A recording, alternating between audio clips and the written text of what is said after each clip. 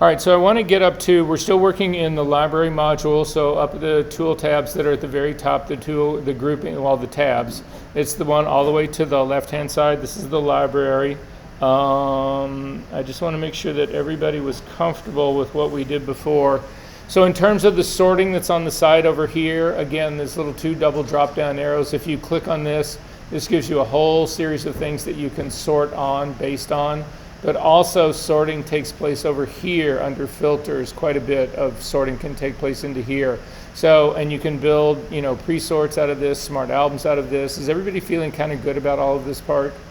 Okay, good. Last thing I wanted to show you while we're still here, and it's this folder right here, the selects folder. I know I touched on this last week. I just want to touch on it again here. It works different than all the other folders, and what I mean by that is that when you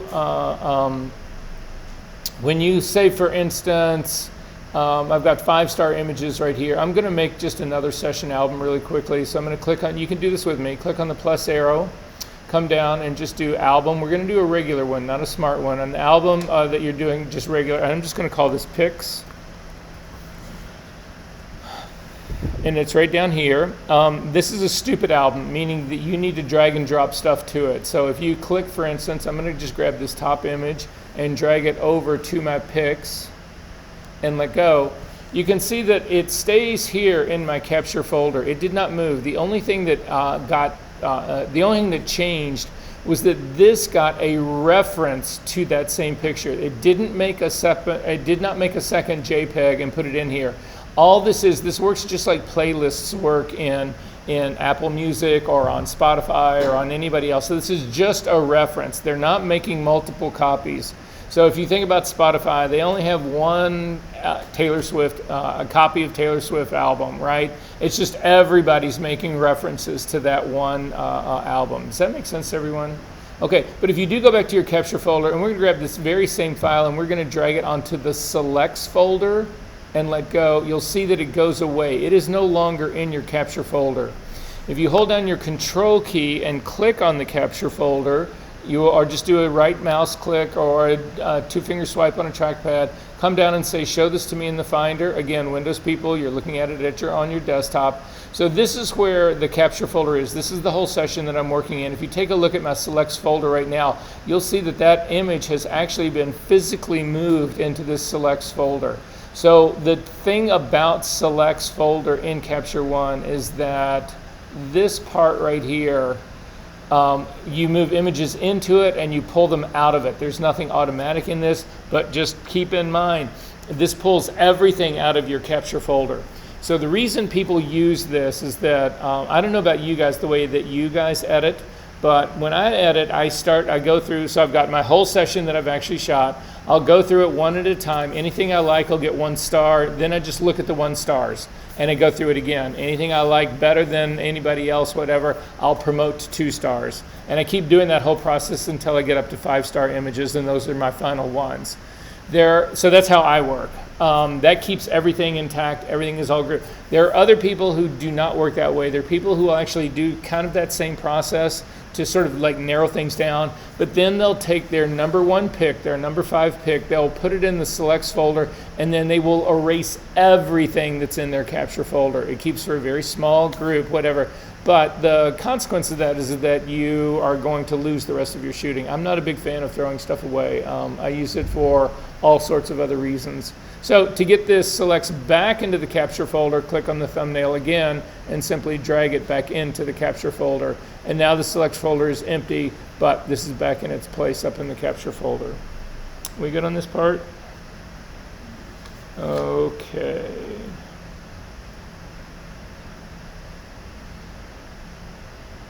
So I've said this before, but I want to say this again. All the stuff that we've got going on over here, so the fact that we built a Pics folder, the fact that we also built a smart folder that had 5-star green tags that were green, all of these kind of things, we've added all of this. This is now specific to this shooting. This is specific to this session. So if people ask you to actually give them, to share with them your shooting right here, again, I'm going to go out to the Finder. What you need to show them, or what you need to give them, is this entire parent. So it's the folder that contains the capture folder, the output folder, the selects folder, the trash, but most importantly, it contains this preference file right here. This preference file is what has all of the tagging in here, all of the star ratings in here. It has all of the, if you've done session favorites in here, ones that we don't have any in here right now, but if you've done all of that, those would all be in here. All of these other things would actually be here. The layouts of this, the albums that you've picked, the picks that are actually in that, all of that is remembered in that preference file, this big boy right here. So when you share something with somebody, you want to share this whole folder. If you only share the captures folder right here, you lose. You'll keep, what you will keep is you'll keep the star ratings and you'll keep the color tags. If you've done keywording, you'll keep the keywording as well. But what you will not keep are all the changes that you've actually made in the whole layout of this space. So again, these smart albums, the regular albums, the layout of your image, the fact that you've got these on the side here and that you're using this big version of the layout over here, so you've only got a single, all of this stuff is memorized in that file. Does that make sense, everyone? So that's the one that you want to share the whole thing if that's actually how it's going to go down. Okay, we are now we've gotten through sessions pretty well. We're going to take a quick look at catalogs. We're not going to spend a ton of time here on catalogs, but I do want to spend enough that you guys understand what's going on, because again, if you get into a situation where you're working with a photographer as a digital tech and all of a sudden they're catalog based, it cannot be the very first time that you actually see this stuff. So to get to the catalog part, we're going to create a new catalog. Again, it's still in the library part. We still go to that same little plus icon that's sitting up at the very top. Click on this plus, you'll get a drop-down menu. You want to do new catalog. You could also come up to the file menu and come down here and say new catalog. It does exactly the same thing. And in this case, I'm going to call my catalog toss because I want to throw it away when I'm done with it. You guys need to create a catalog. I don't care what you call it. The location where they're going to put this actually, I've got a toss volume on mine. That's where I'm going to put mine. So I'm going to go ahead and say OK to that. It's going to tell me that one already exists there. I'm going to say I don't care. I'm going to replace it. It won't let me. So I'm going to call this toss catalog 2.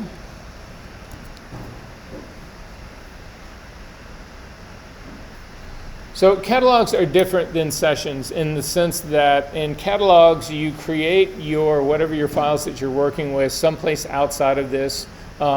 We do not shoot tethered into this, although you probably could shoot tethered into this. Looks like you can. But most people are importing stuff into this.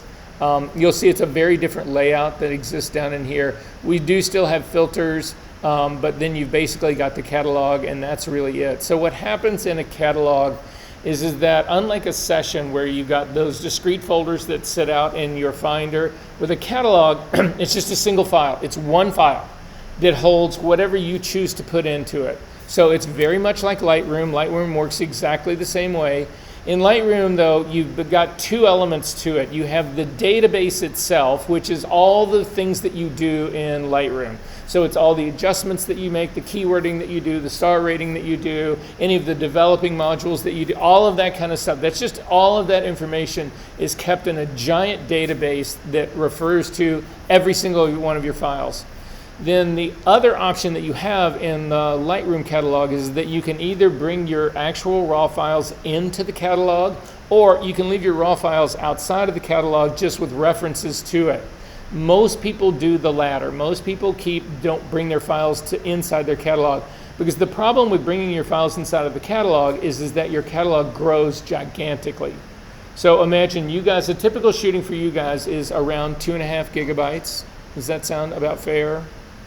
About what you typically would do in a studio. So imagine you do 100 of those, right? All of a sudden you've hit the limit of your hard drive. That's 250 gigabytes, right? For 125 shootings.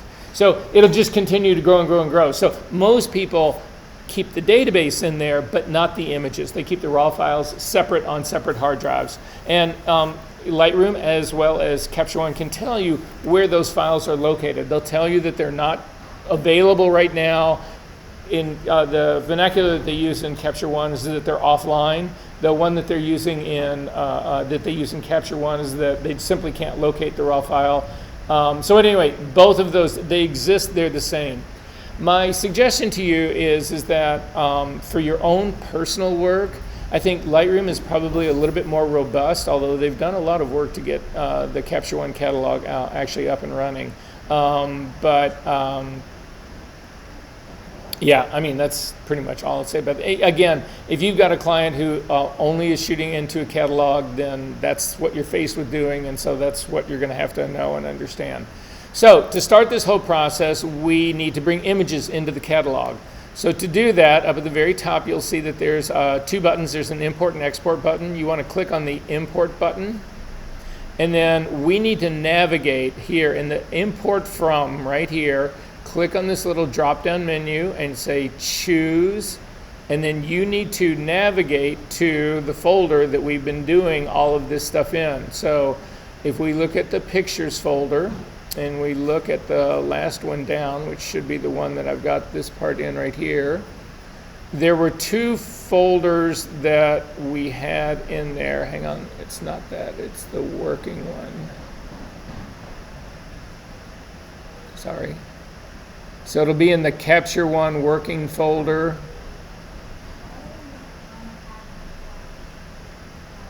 That's what you're looking for, is the compact flash imitation. But I want to pull mine out of the same folder that you're doing yours in. Isn't the folder that I gave you called Capture One Working Files? Yep, it's this one right here. There's two of them in here. One is the session that we've been working on. This other is just a folder that's actually got raw images in it. Does that make sense, everyone? So could everybody find the compact flash imitation folder? Click on that and then click on Review for Import, and it will populate your image with hopefully this, looks like 10 images in here. Did these all come up for everyone? Okay, so when we go to import this, we need to set up a lot about what's going on in here. So the first thing is that if you are just importing from a single compact flash card, you can leave this pretty much exactly as it's set up in the beginning, the import from. However, if you're doing this from a catalog, so let's say you decide that you want to recreate your Lightroom catalog is a Capture One catalog, then you would want to actually click on this include subfolders, because what that would do, that would allow you to then go to the parent of your hard drive and just say, okay, I want to import everything from this hard drive, right?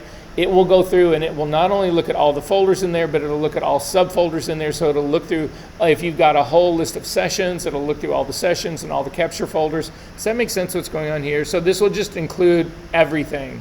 You definitely want to click on this exclude duplicates. Duplicates are not something that we want to actually deal with. So that's basically what's going on in here.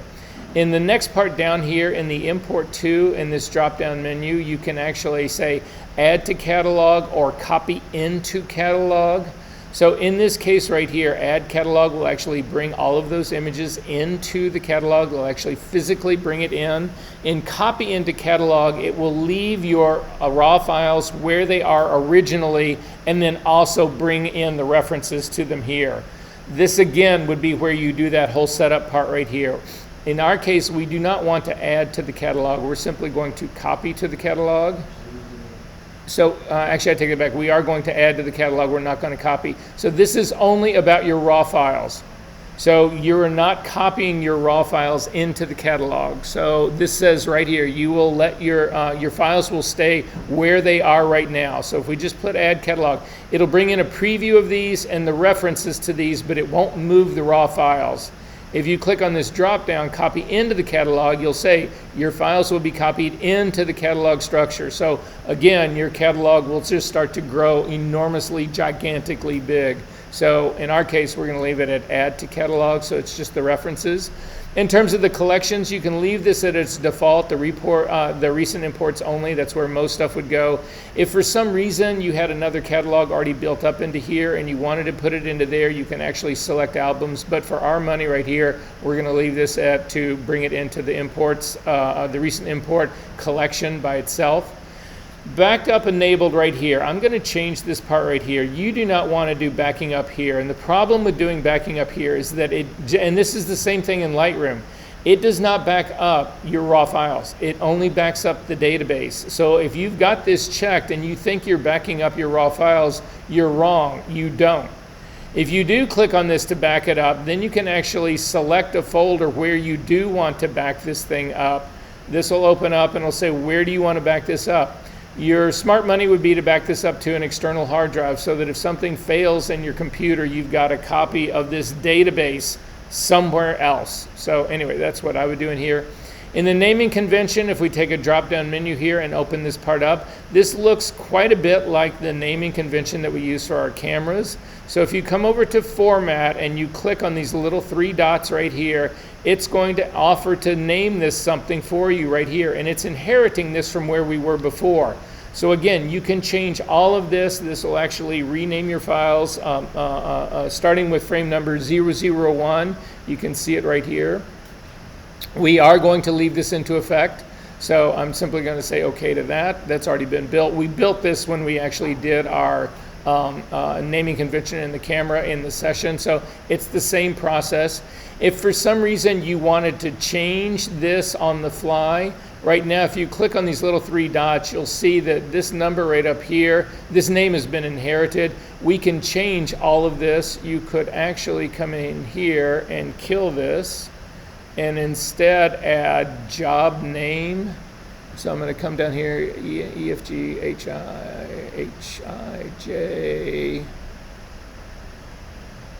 job name. You could bring this up into here. And I'm going to get rid of this underscore and put an underscore. I'm going to have to rebuild the whole thing from the beginning. So job name, underscore, and then 3-digit counter. Click on the drop down, say I want 3 digits on this. And then this will be the prefile. You can see up here, it's now saying that my job name is untitled. That can be fine. I'll go ahead and say that. But now I can actually change untitled job right here. Huh. That does not want me to actually change my job right here. This is typically where it's edited. And then you also have one up in here where you can actually save this part right here. But this is not doing that for me.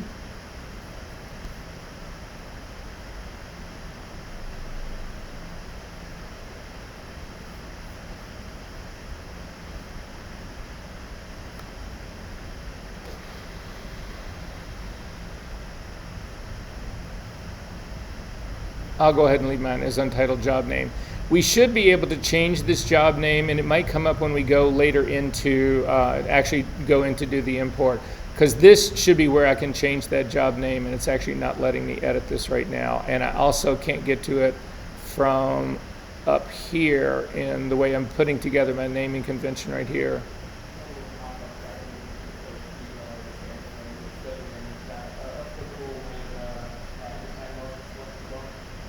Oh. Yeah, but then that's still not giving me the name that these things currently are, which is pissing me off. But nonetheless, that would be a bug in my opinion. But anyway, we're going to continue to work our way down here. If this comes in wrong, you can simply do a batch rename once you get it inside the catalog, so it's not the end of the world. In terms of the metadata, copyright right here, what I would say is I think you guys should actually change the metadata here and put in the copyright title. If you click on the area right in here where it says copyright, I'm going to tell you the best way I think to do copyright now. It's changed a little bit. To get to the copyright symbol, you hold down the Option key and hit the letter G. So I'm going to change mine right now. Hit the letter G, that gives you the copyright symbol. Then put in your name.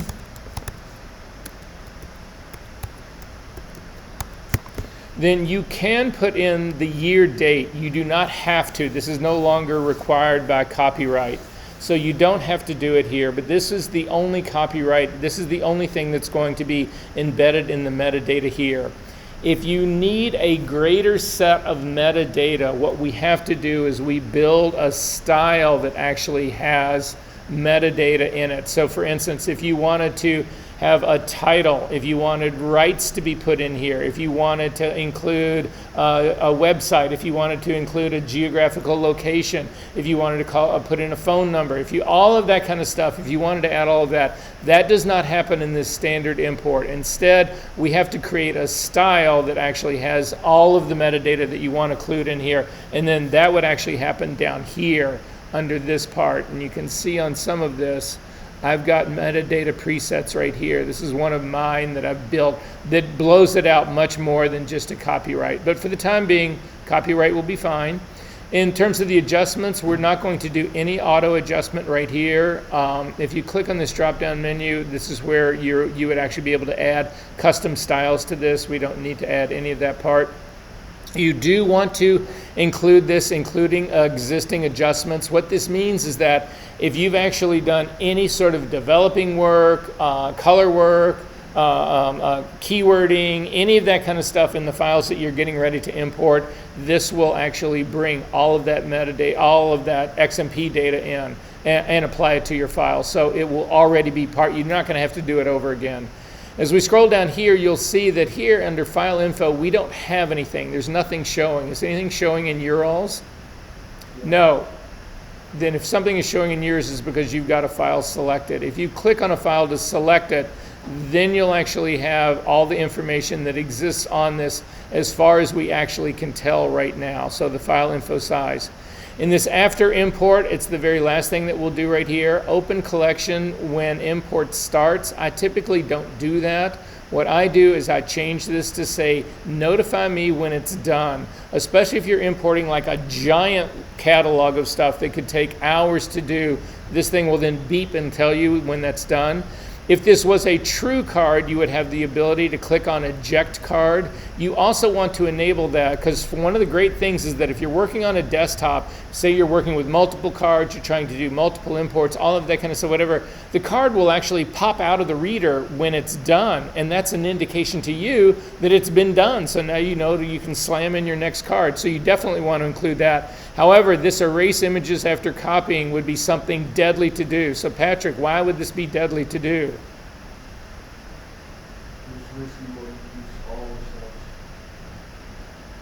Anyone else?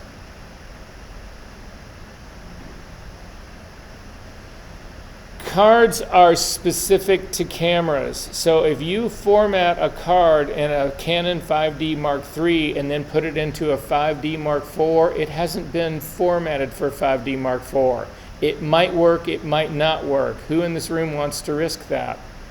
Certainly if you formatted a card in a Phase 1 camera and you slide that into a Canon camera, the chances of it working are slim to non-existent. If they did work, I would be really suspicious about having your files corrupted. Most of the people, myself included, have my cards listed for the cameras that they work in, and they never go in any other camera. And then when do you format your card? In your camera only, never in a computer. When do you format your card? I'm sorry, what?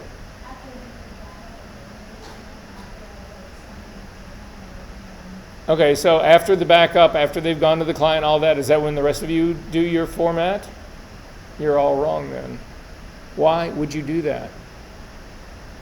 If you don't need the card, why on earth would you format it and lose those images? You format your card the split second before you start to shoot to it again. Say what? So I've got a card that's in this camera right now, and I've just finished shooting it, whatever, and I've downloaded it, and I've imported it, and I've done all my adjustments, and all life is great. And you're telling me that you go back to the camera and format your card right now, so it's ready to go. Why? I'm going to shoot, the next time I shoot this camera, I may not shoot this camera for a month. I'm not going to format that card until I am ready to shoot that stuff, and I need the card. It's just an extra layer of protection. Right? As long as you haven't formatted the card, those images are still there. So all of a sudden, your house burns down, and you lost all those images. And the client calls you up and says, well, you sent them to me, but I never got them, so those images are all gone. And all of a sudden, it's like you remember, oh, yeah, all that stuff is still on the cards that I have, and I'm actually in my cameras in school, and so, yeah, they'll all be fine. And I've still not a guarantee, but again, there's no reason to format the card until you need the card.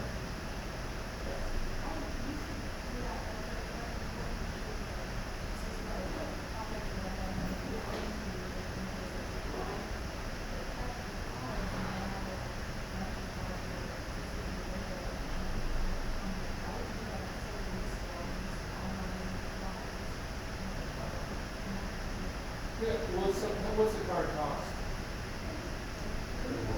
Yeah, that's a $30 for like a gigantic card, for like a 2 terabyte card, right? That's another thing you should never be doing, is you never should buy giant cards.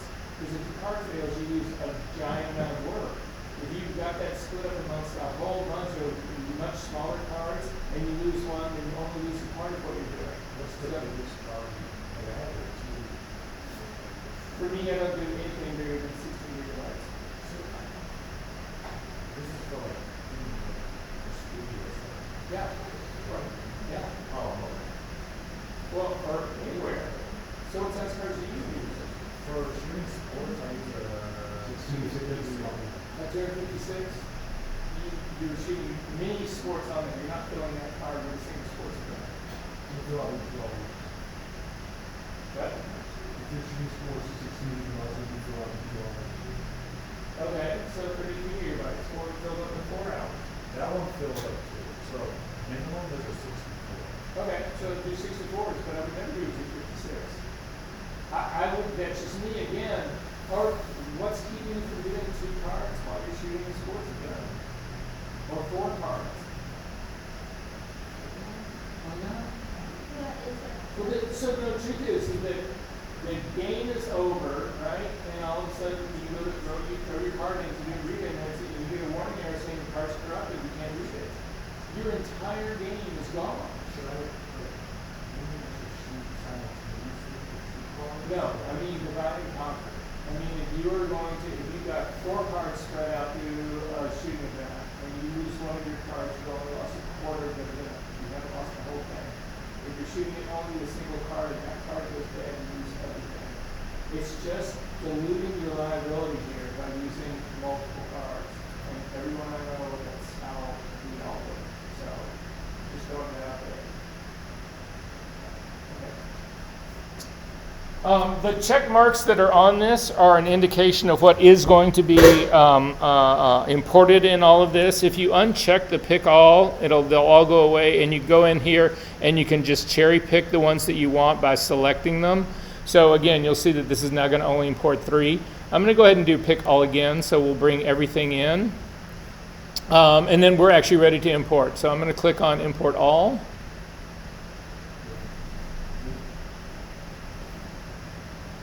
And it's saying select where to back up these files to, so I thought I turned backup off. So, sorry, backup is supposed to be. So what are you asking, Patrick?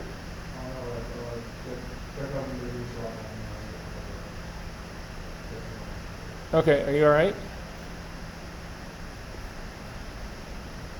So it says the import was done successfully.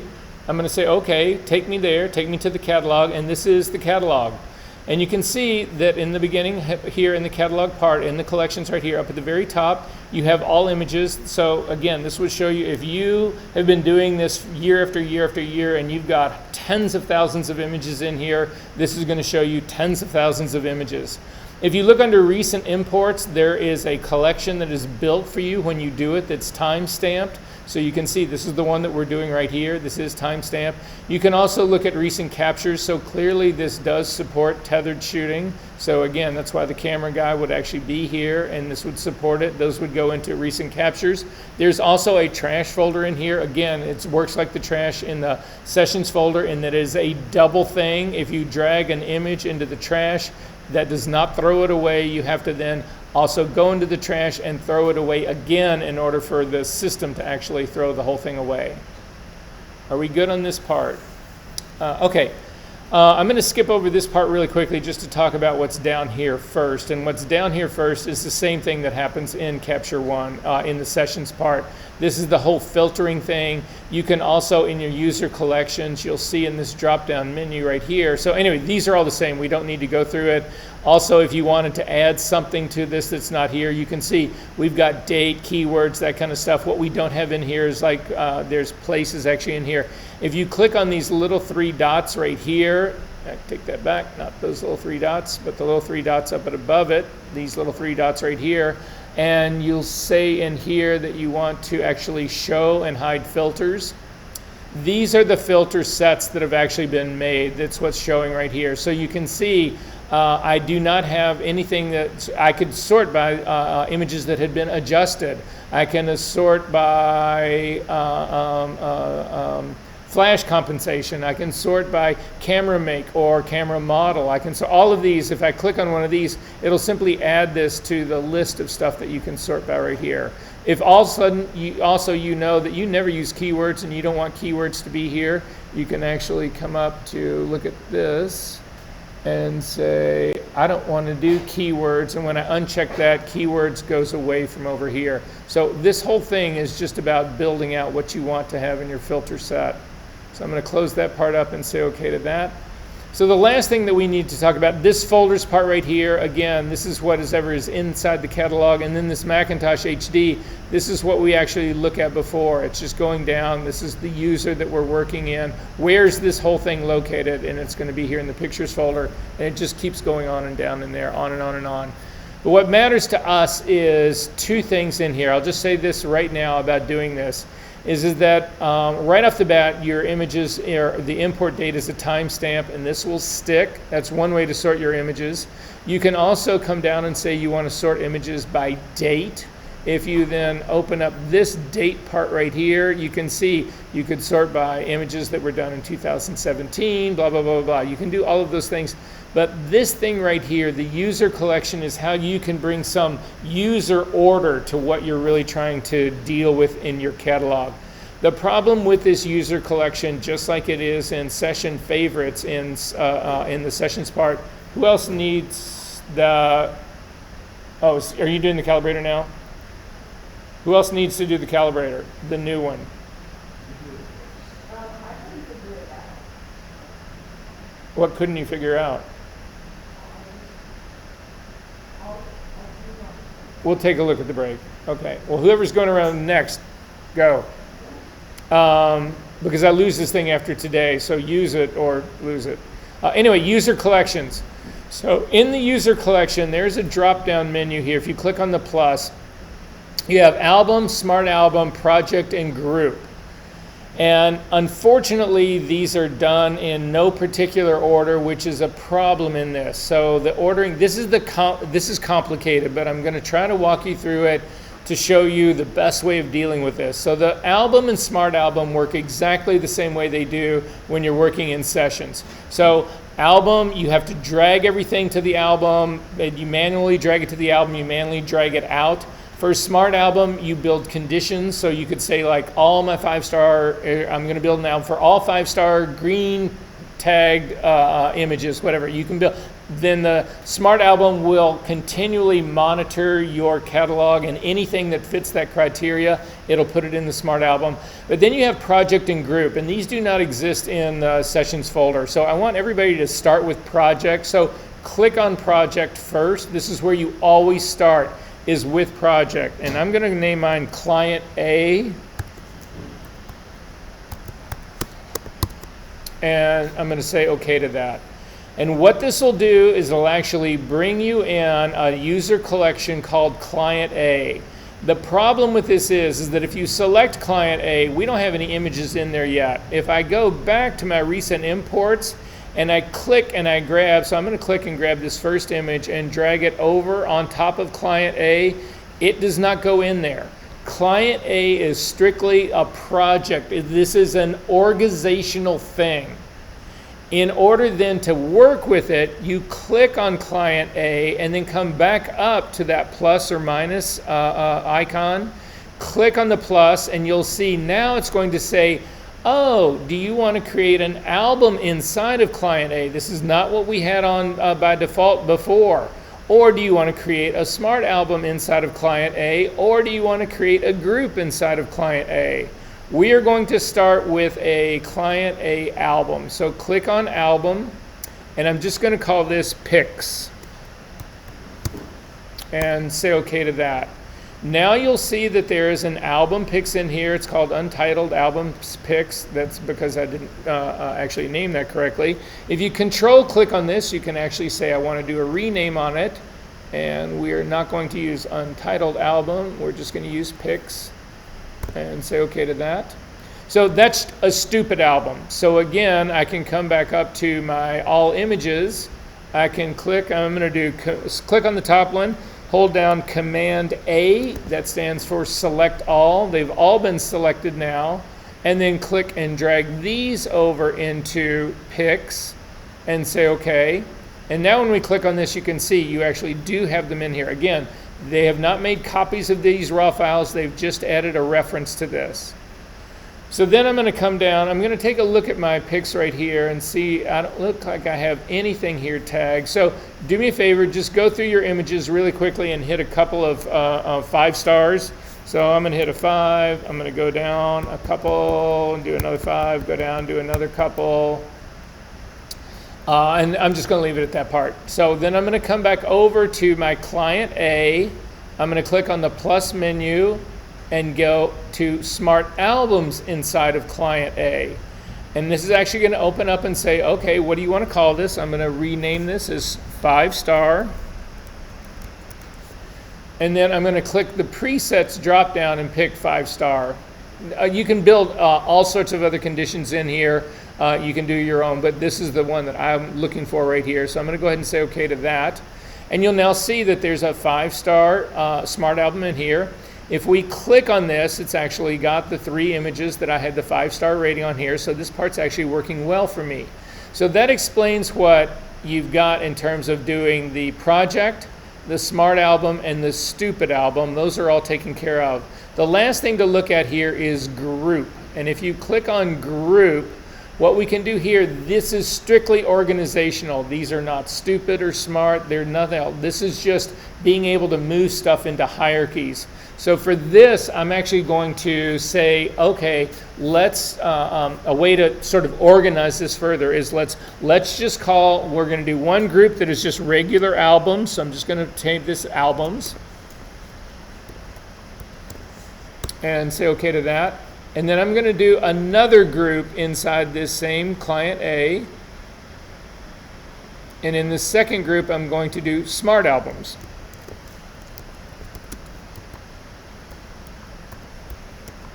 And say okay.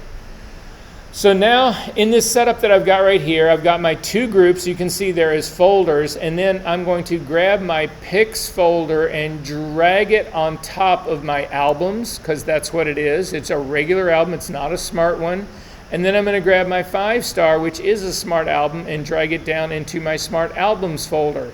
So then if open these guys up, you'll see that all this, any stupid album that I make, I would put here into the albums folder, and any smart one that I make, I would put here. So this is just an organizational part. So groups and project pretty much are organizational structures, and then albums and smart albums are the same way it works in sessions. Does this make sense to everybody, what's going on here? Okay.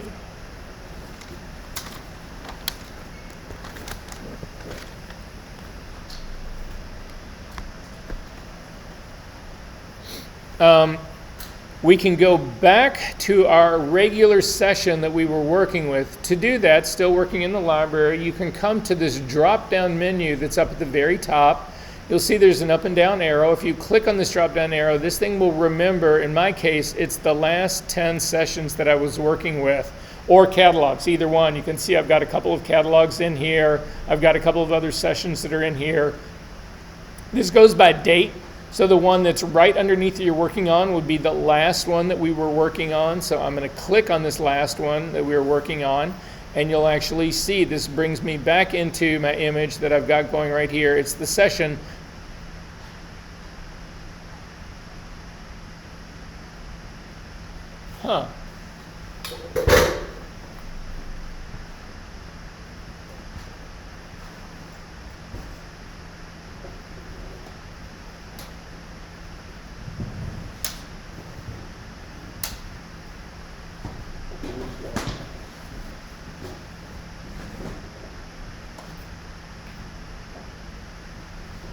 It was this one right here.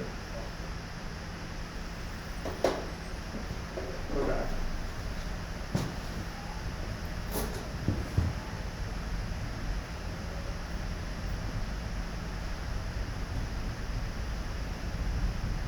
Okay. So you can also import into a session. So what we just saw in the catalog, and this is just the way to think about doing this. A strategy that some people will play with is that they'll leverage both sessions and catalogs. So what you would do is everything is shot to a session, and then every session, the capture files are imported into a master catalog. Does that make sense, everybody, the strategy behind that? So that way you keep discrete sessions, they're all still separate, but then you also leverage to bring everything into your catalog so that you can search everything in your catalog, and it's just a single place. If you keep everything broken out into individual sessions, you've got to open up every single session to search for a file that's in there, which can be a huge pain in the ass if you get 100 or 1,000 sessions going. Make sense? All right. So to actually import into a session, we're going to do the same thing. We're going to go up to the import dialog box. It should remember where we were before. It's picked all 10 of these. Again, it's my imitation compact flash card. I am going to exclude duplicates. The destination for this, now this is a completely different animal here. What we're actually doing now is we're picking a destination folder. We're going to move these raw files. They are going to come off of that compact flash card, and the raw files are going to be put into the session folder or whatever folder I have dedicated or that I've actually set up to be the capture folder.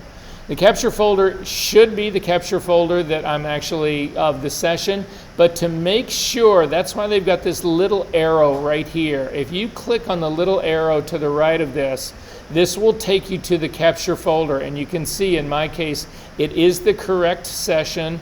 It is this capture folder. I'm not doing it into any subfolder. I'm simply going to bring them all in with everybody else that's actually in here. So I'm going to close this part up. I'm back to this part here. Again, in terms of the destination, I'm going to do all of that. This is where it actually is.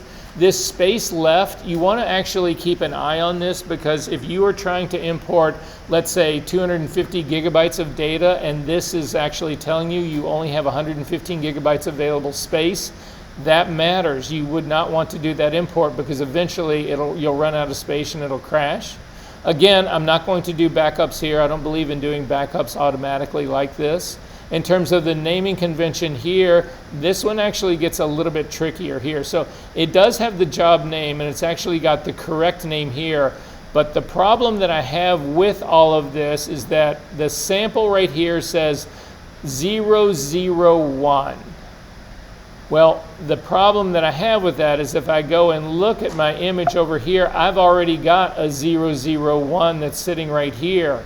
So if I bring in these files and I start with naming number 001, I'm screwed, because it's going to overwrite the ones that are already in here. If I scroll down, I'm going to hit cancel out of here for a second, because I need to find out what my very last number was. So my very last number right here is 20. So I want to bring these files in. I want to import them starting with frame number 21. So again, I'm going to go back up to my import. In terms of my naming convention, I'm going to open this part up right here. But see where it says sample right here, blah, blah, blah, blah, blah, 001? We need to change that. To change that, you go to the little 3 dots that are just to the right of the word naming. Click on that and come out to the beginning part and say, you want to set the import counter. So I'm going to click on this, and I'm going to put in 21 and say OK. And now you can see that the sample says, okay, it's going to be that whole naming convention again, underscore 021. And so when I do this, it will just continue to do my numbering starting at frame number 21. Does this make sense to everyone, what's going on?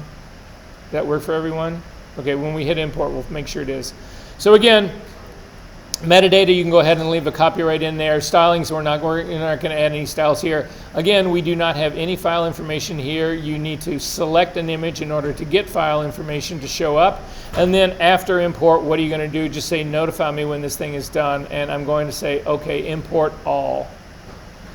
And you'll see that it's actually starting the naming convention right here. It's saying, okay, take me there. Here I am. And then you can see it put in frame number 21 right here, and then 22. So all of this is now in order. Make sense? Sure, sir. Okay. Hang tight.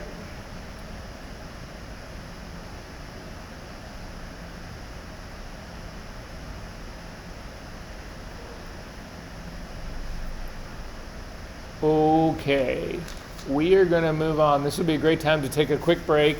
I'm going to call this 2:05. Let's make this a hard 10. So I will see you back at 2:15.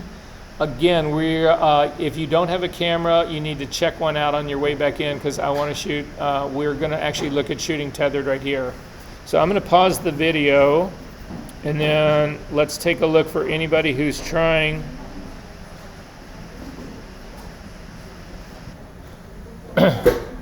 Okay guys, so in Capture One, how many of you guys have problems tethering? Hello? Problems tethering. How many of you actually come in and you click on the little camera thing and it does not show up? In my case, mine is showing up, but how many of you struggle with this? So we need to come up with a systematic way to troubleshoot. So here's the shit that you want to do in order. Some of this you might want to write down, but I'm just going to throw it out here to keep this separate. You don't want to have to watch this video again to get this out of it. Your first move in actually, if you're having a trouble issue, a tethering issue, is to turn off the camera, quit Capture One, start Capture One, and turn on your camera in that order. If that works, you're good to go. If that does not work, if you're on a Macintosh, you can do this with Windows, but it's a little bit different. It's more through device management. But I need everybody to do this with me on a Macintosh who's on one. Come up to your Apple menu. Come down to About This Mac. I got half of you guys still trying to set up cameras, and the other half, so clearly nobody's doing this part up here. So I'm going to wait till you get your camera hooked up. So go ahead, Paige, get your camera hooked up really quick.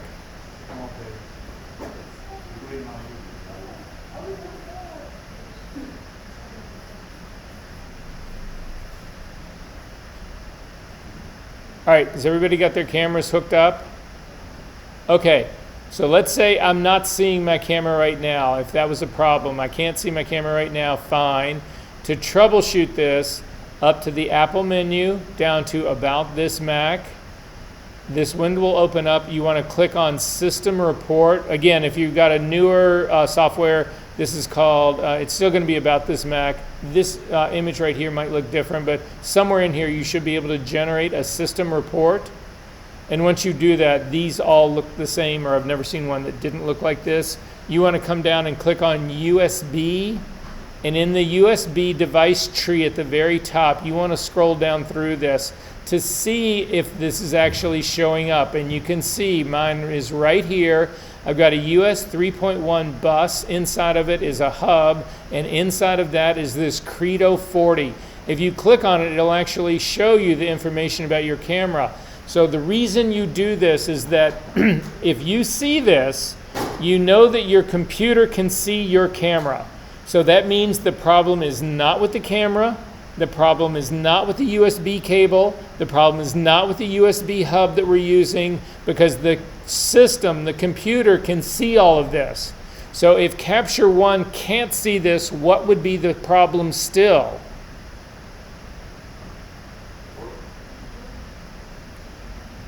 Everybody up to the Capture One folder, down to Preferences. Again, if you're using the newer version, this might say Settings. And let this window open up. In the settings right here, under the Capture little camera icon in the Preferences, you will see that there are a list of providers that run right down here. These are different flavors of USB that are being supported. So for instance, if I turn off the phase 1 support for here, I'm going to say okay to that. I'm going to do a quick restart on Capture One.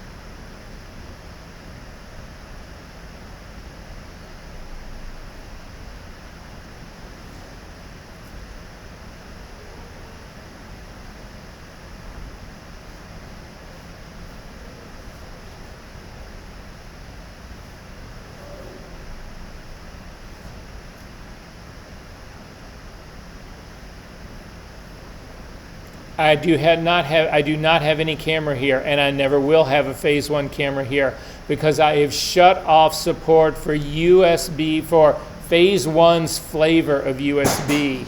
So I'm going to click on my drop-down menu again, come back down to preferences. I'm going to re-enable the phase 1 part. It's going to say I need to restart again, and I'm going to say okay.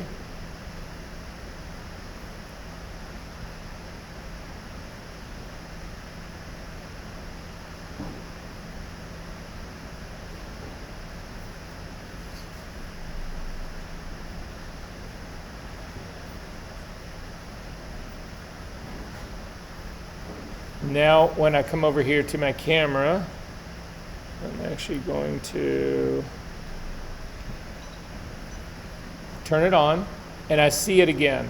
So the reason that I point this out is that if people have come in here and turned some of these things off, you will never have support for those cameras until you turn these things on. But as another possibility, if you say you're working with a Canon camera and you cannot get it to connect, you can't get it to connect, you do see it in the Apple menu, but you do not see it in here, you can turn everybody but Canon off. So again, I would turn phase 1 off, Nikon off, Sony off, Fuji off, Leica off, and only have Canon set up here. It simplifies the USB connection part for Capture One. The problem with this is that this is sticky. So if you don't go back in at the end of your session and turn all these back on, the next time somebody loads a Canon, loads up a Nikon or a Sony into using your version of Capture One, they will never be able to connect. But for you as a digital tech, you need to know about this, and you need to go in and check to make sure that this is not what is causing your problem. Makes sense? Okay. I'm going to close that part up.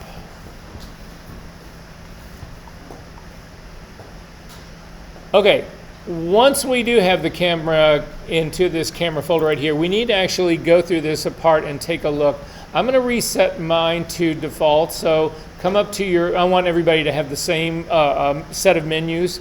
If you come up to your workflow, down to workspace, down to default, we will all have the exact same workspace. So this drop-down menu right here. Now, again, remember I'd thrown away my exposure evaluation because I don't use it. But anyway, this will reset it so everybody's is exactly the same.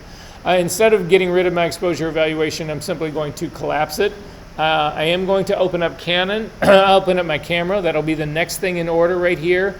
And you will see that in the case of a Leaf Credo, it doesn't have any lens information. All of this has to do with the electronics that are inside the camera body, whether it can actually pick that part or not. It does have some, it doesn't know what the lens is, but it is able to change its apertures. So in this case, I don't think you can change the mode. You can't. That's something that's actually set on the camera. So this again would be whether you're shooting manual or whether you're shooting exposure priority or aperture priority or shutter speed priority. This would all be reflected here. This is shutter speed right here. If you click on this, you'll actually see a flyout menu, and you can go through all the shutter speeds that are supported by either the lens or the camera body. I'm going to leave mine at 125th. This is exposure compensation right here. I don't know why anybody would use this. I don't know why you wouldn't just change the exposure in your camera, but nonetheless, that's what this is about. This is the ISO setting in here. If you click on the drop down for this camera right here, this is the phase, the Leaf digital back. The native of this camera is 50. So if you want to have the least amount of noise possible in your file and you actually have the power to get a normal exposure with an ISO of 50, that's what you would want to do. However, in this case, just 1 second, I'll be right there. In this case, you can bump it up to 100 or 200 with these cameras, the phase cameras, not your Nikons, not your Sonys, not your Canons, but with these backs, this uses older sensor technology. This uses a CCD sensor as opposed to a CMOS sensor, which is what all 35 millimeter cameras work with. In the older versions of CCD, you actually get a much better image if you're shooting at a native ISO than a CMOS will give you, although CMOS sensors, the software that Nikon and Canon and Sony have come up with to actually make them better is serious, so maybe it's no longer better. But the one thing about CCD sensors is that once you get up into this 400 or 800 ISO, your files are going to be so fucking noisy. It looks like you've actually printed them on, it looks like they were shot through a sandpaper filter. I mean, they're unusable.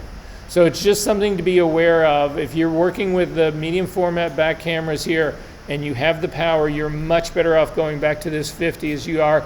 Stay away from this 400 and 800. However, if you're working with a CMOS sensor, would you be hesitant to shoot at an 800 ISO? What's your max in an ISO for shooting then? What's your limit? Anywhere. Why would in the studio be different than shooting outside?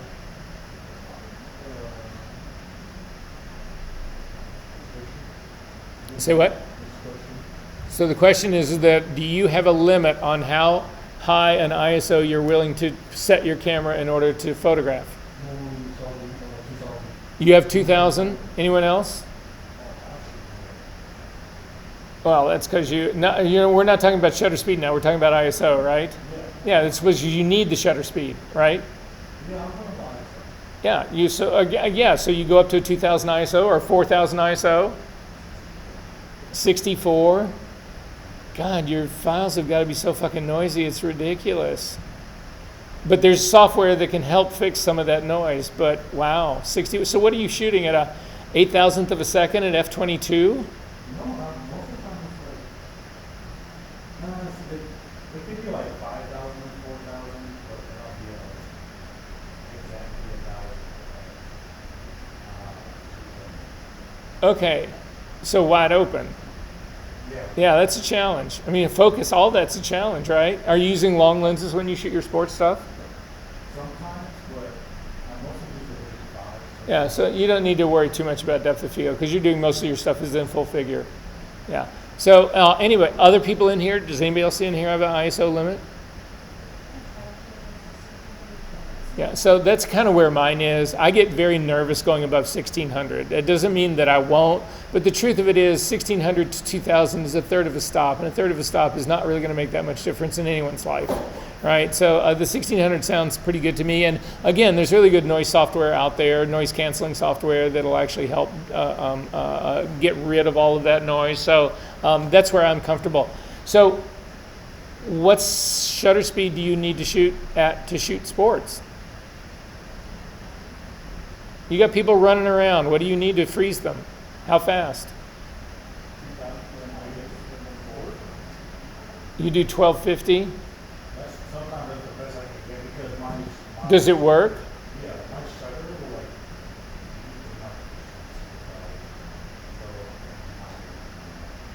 So wait, if you go above a 1200th of a second in your shutter speed, you get your shutter... Oh, we'll hold off on that, but I want to take a look at that. So yeah, that would indicate something wrong with your camera, I think. Anyway, the rest of you, what does it take to stop somebody running? Shutter speed. We have a 2,000th. Anybody else? 1,000 actually will stop most things, especially if you've got something that's running at you. It'll have a much better chance of doing that because there's less cross motion. But a 2,000th of a second, if you can get there, would be a good, safe place to be. That'll stop almost anything human. It won't stop a car going at 100 miles an hour, but it will stop somebody running on a track or a football player or a soccer player or any of that stuff, baseball player. It'll stop somebody throwing a 100-mile-an-hour fastball. So, yeah, it's just these things matter for you guys to know. What's the rule of 16?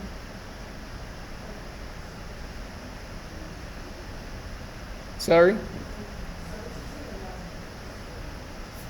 So I'm sorry, I've got this fan that's blowing in my face and I can never hear it. All I can hear is but well, no, 716 is what how most people would see it. Yeah, so that's essentially what my, it's like bright sunlight, I actually need to go into that, so it has like a wide, then my, like, shutter speed would be like 1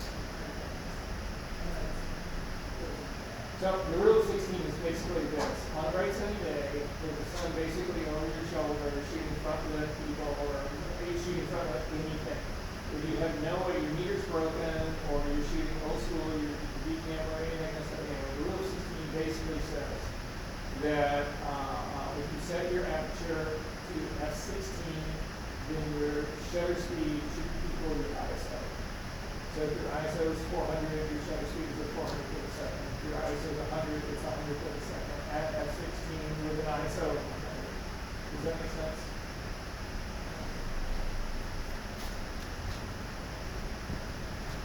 You know, Ansel Adams used that to actually do his exposure of Moonrise over Hernandez. He didn't have a light meter when he actually shot that. But then he's Ansel Adams. Okay, so we're going to start out, we're going to continue to work our way down through this. So if I click camera focus open right here, this only works for supported cameras, and I'm pretty sure about this, it's only phase cameras. There's no focus support for any of the Nikon, Sonys, or Canons. If we come down to camera settings next, this thing that is actually open up here, this goes into a deeper series of what's going on. And again, depending on the camera that you have, some of this will be supported, some of this will not be supported in here. So anyway, that's basically what's going on in here. I can collapse this because most of you guys won't have anything showing here. In next capture naming, this part actually does matter. So what we need to talk about here is in next capture naming, this has got nothing to do with what you already have. This has everything to do with what's coming up next. So you can see in my situation right down here, I've actually got this 21, my sample is actually in here. If I was to start to shoot right now, the problem that I would run into would be I've already got one of these set at frame number 21. It's sitting right here. So I can't actually have this as my number 21. What I'm looking at is the last frame that I shot on here is actually frame number 32. So I need to change this. We've already talked about changing the naming. If you click on this flyout menu, we've talked about getting rid of the camera counter. If you guys have a camera counter here right now, you need to get rid of it simply by hitting the delete key. You can then type directly into this. You want to actually put a underscore between name. So you get rid of the camera counter, add an underscore, drag your 1-digit counter up to the very top, click on the drop-down menu, and come down to 3-digit counter. This is your frame counter. And it should give you a preview here of what the next one is going to be named. But this matters to us because if you know that your naming sequence needs to start at 33, you know that this is wrong right here. So anyway, I'm going to say okay to this. However, for us, the way we're shooting, I actually want to employ using my shot folders in this. So I'm going to go down through the rest of this, and then we're going to come in here and change something in this in just a second. In terms of your next capture location, you can see that the destination in here is your capture folder, the default folder. If you click on this and come down to choose folder, this is a quick way for you to figure out, is this going to the right folder in the right session? When you start using many different folders here for your capture folders, it always makes a good idea to check this out to make sure that you are going to the correct capture folder, because the last thing in the world you want to do is start capturing shit to a folder that you don't know where it is. Or I've actually had students do this. I had some students in the studio. Remember you guys, when you would go in the studio, you had to log in under your name? Well, this student was having trouble logging in under their name, so I quickly logged in under mine. They did their whole shooting. The computer crashed. They went back in and they logged in under their name and they couldn't find their files anywhere. And it's because It was on my partition, not on their partition. So the idea that you know where your capture files are is pretty critically important. So again, just something to be aware of in all of this. So the next capture, so this is the destination where it's going to. Again, this is telling you how many captures that you can do given the available space. So it's telling me I can do over 2,000 captures. That matters to me. The next capture adjustments, these things matter to you a lot. So the default right here, this will actually change from default to a camera depending on what camera it senses up here. If you do not have a camera plugged in up here, then this is always going to read default. You can change this though. So if you click on this drop down menu, if you come down, you can see that for a Leaf Credo, it's got a whole series of possible, these are ICC profiles. These are now going to be the profile that you would use for a different capture. And you can see some of them have been modified to be warmer or to be cooler. Some of them are for being for ProPhoto RGB.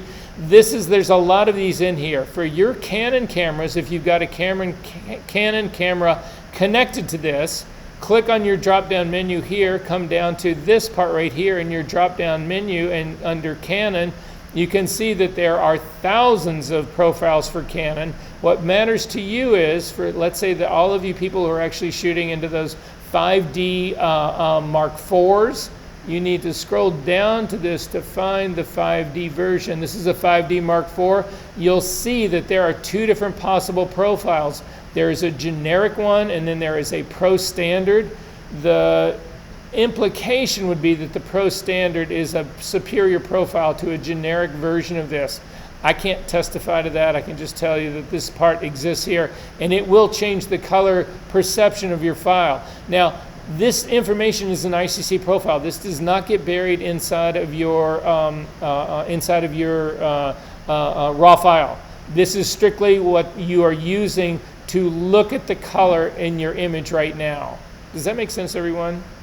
Orientation, if you click on this drop-down menu here, most of the time, most all of our cameras, they have gyroscopes in them, so they understand what up and down is. So if I'm just shooting like this, and I've got my camera right here, and I'm shooting a picture like this, up is not a problem, down is not a problem, left and right, those aren't problems. But when I flip my camera to shoot straight down on something, the gyroscopes get lost. We don't know where they are. So if you want to change the orientation, this is how you do it. Default, it will try to figure it out where the camera is. But if you shoot a picture that say you're looking straight down on it, and you want to spin it, you need to check it to one of these guys. I can't tell you which one it will be. You have to try all of them to see which one gets your file to go straight up and down. Does that make sense? However, the thing to remember about this is only for the next capture. So if I change one of these right now, it isn't going to have any impact on this image alone. That's changed in a different place. But this is how you would change it to actually be your next capture in terms of what will go on there.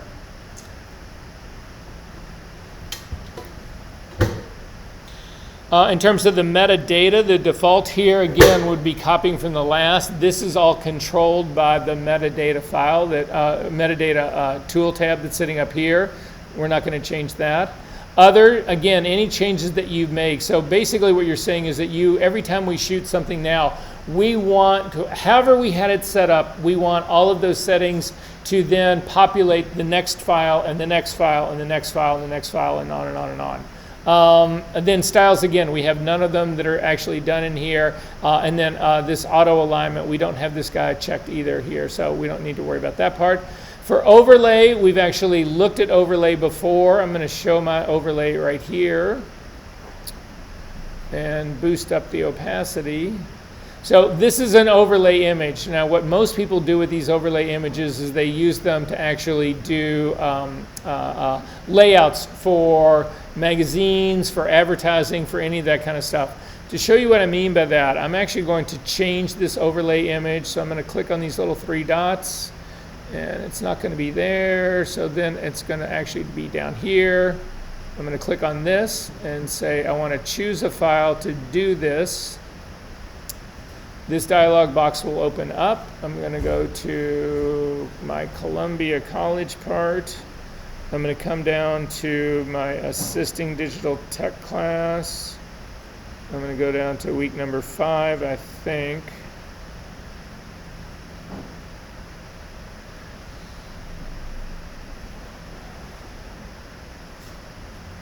Or 6. Yeah, and I've got a Vogue layout right here, and I'm going to simply open this guy up. So this would be my overlay on here. I'm going to make my image a little bit bigger so that you guys can see this. So in this Vogue overlay, so again, this would be, people use overlays like this to make sure that they that their image is actually fitting the way they want this thing to ultimately fit. So let me click on this really quickly.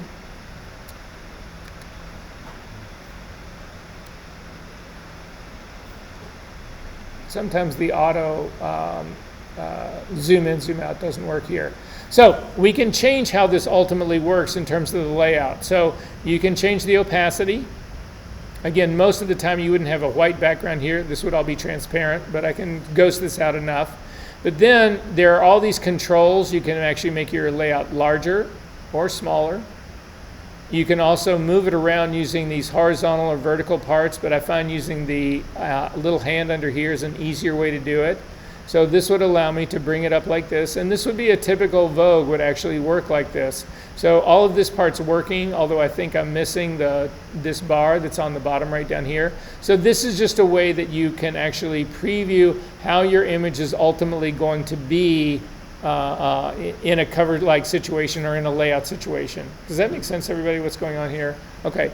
If you want to turn this off, you just click on the unshow, the show part, and that part will actually go away. Then in terms of Capture Pilot right here, Capture Pilot allows you to actually use, set up what they call an ad hoc network so that anybody who is on that network can view what you're doing in Capture One on a tablet or on an iPhone. We will look at this in greater detail later on, but a lot of people use this because you have an art director who can be sitting in some lounge space watching their iPad and watching the capture session that's happening out on some studio set, and they can not only look at it, but they can actually do star ratings and color tag ratings while they're actually watching it. So it's just a way to actually expand how people can actually view this stuff. Capture One Live right here, this is in beta right now, so I don't bother to use any of this stuff. So I'm going to collapse all of this. However, I'm going to go ahead and collapse overlay here. There is something that's missing on here that I do want to add to this guy because I think this part's important. You need to realize that all of this is next capture. It's next capture naming. It's next capture location. It's all about the next capture. None of this has anything to do with the current capture. So let's say, for instance, right now, you know that this file, I don't even know that it does have an ICC profile, but there's no way that I can use this next capture adjustment part here to change the ICC profile. This will not change the profile of my current image. That will only happen in the next image. So to change the current image or to edit this current image, if you come up to the little camera icon at the very top, hold down your control key, it's a right click. So right mouse click, double swipe on a trackpad, control key, drop down menu, and say you want to add a tool, you want to add base characteristics. When you do that, this is the base characteristics. This will then drop down menu right here tell you what the ICC profile for this thing is. You also will have other sets. If it had no profile in it at all, you would be able to pick one. This has actually got an sRGB profile that's embedded into this JPEG right here. So it already has one, but this is how you would go in and fix something. Let's say that you knew this was shot with a Canon 5D Mark IV. You would come over here to your Canon and do your 5D Mark IV generic or postscript. You'll also notice that you get previews of those once you hover over them. So clearly this would be the wrong preview to use this because there's a green bias and all of that. So, but nonetheless, this is how you actually change the profile of an existing file. There's also, when you do this, an auto curve in here. The thing is that if you shoot very specific things, now I don't really anticipate a lot of you guys getting into this, but The reason they have a linear response here is that there are people who actually do work with electron microscopes, it's very specific scientific photography. There's also people who are shooting cultural artifacts, people who want to make sure that they're not adjusting any sort of like contrast, they're not putting any sort of contrast adjustment on that capture.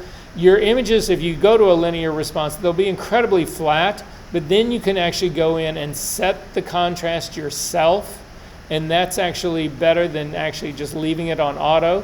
Now, for the people who are doing portrait work and fashion work and food work and that kind of stuff, whatever, you would not want to use a linear response on this. This is actually for scientific purposes and people who know what they're actually doing.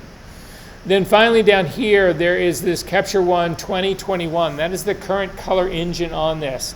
If we had shot some files, I'm going to go back and see if there's a file in here that's done before this that might actually have a different engine. So that's got the same one. So this one right here. You can see that this file, when this thing was actually shot right here, this was actually done when Capture One 12 was it. So I can either keep the engine that I've got going right here. I'm going to zoom out again. I can keep the engine that I've got going right here, or I can click on this upgrade. The thing is that upgrading is usually a good idea because usually it's a better improved color engine that's going to do it. But this really should be a decision that you make. So to make this decision and make it an informed decision, I can create a second copy of this thumbnail. In Capture One, they call these variants. So I'm going to come over here. I need everyone to do this with me because this is going to exist in yours as well. You need to find one of those images that's actually got the girl with a color card in front of it. There's a bunch of them in here. So just find one, click on this, and if you have base characteristics showing, do you see Capture One 12 right here? So what we're going to do is we are going to make another variant of this. To do another variant of this, hover over the thumbnail, hold down your control key, click, you'll get a flyout menu, and up here at the top, right under the renaming parts, you have new variant or clone variant.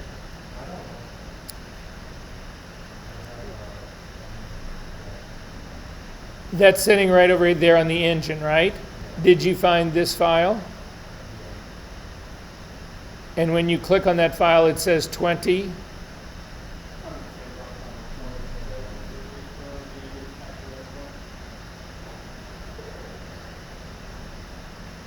Huh. Well, then watch my screen up here.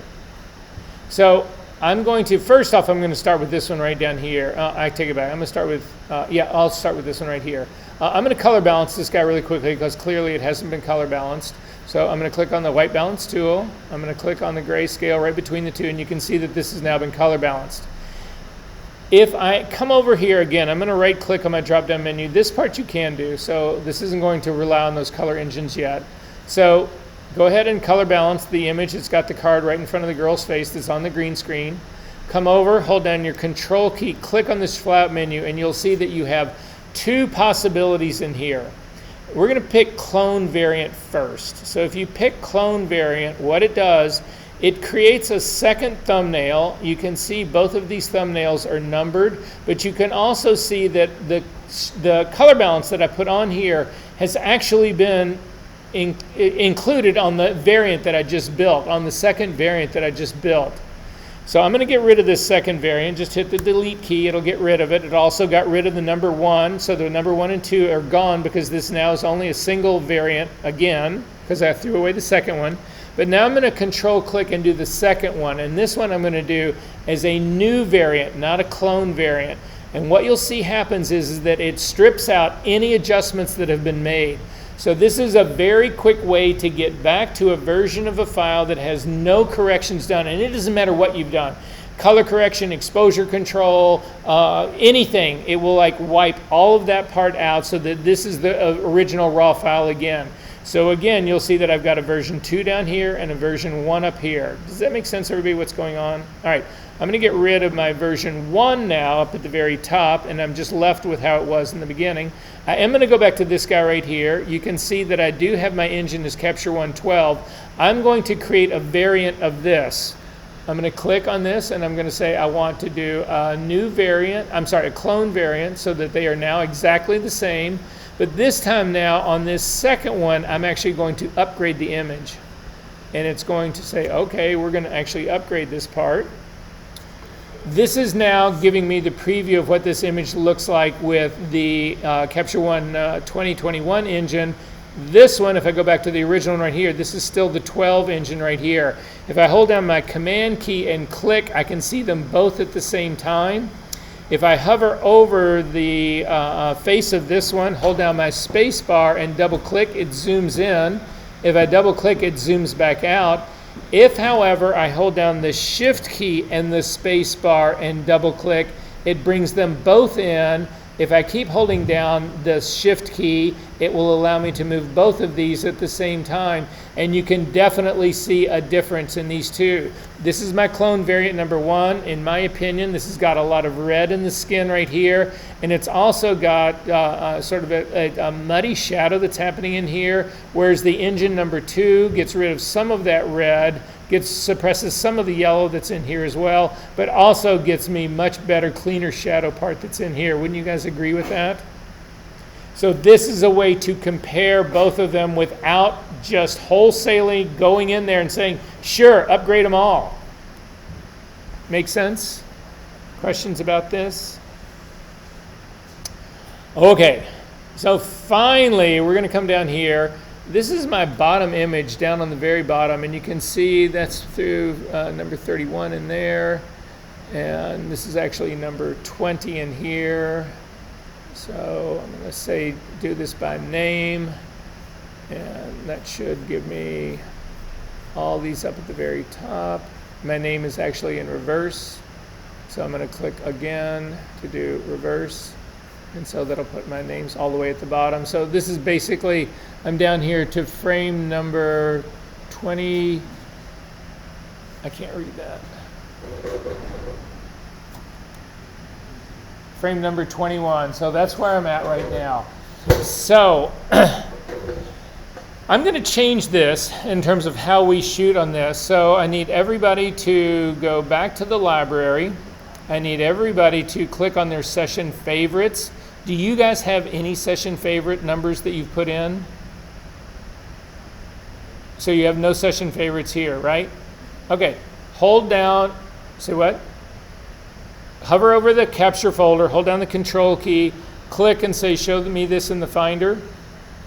So mine, when I show it in the Finder, I've got a whole set of folders right here. I've got session, I've got folder 01, 02, 03, 04. Do you guys have any of these at all in your capture folder?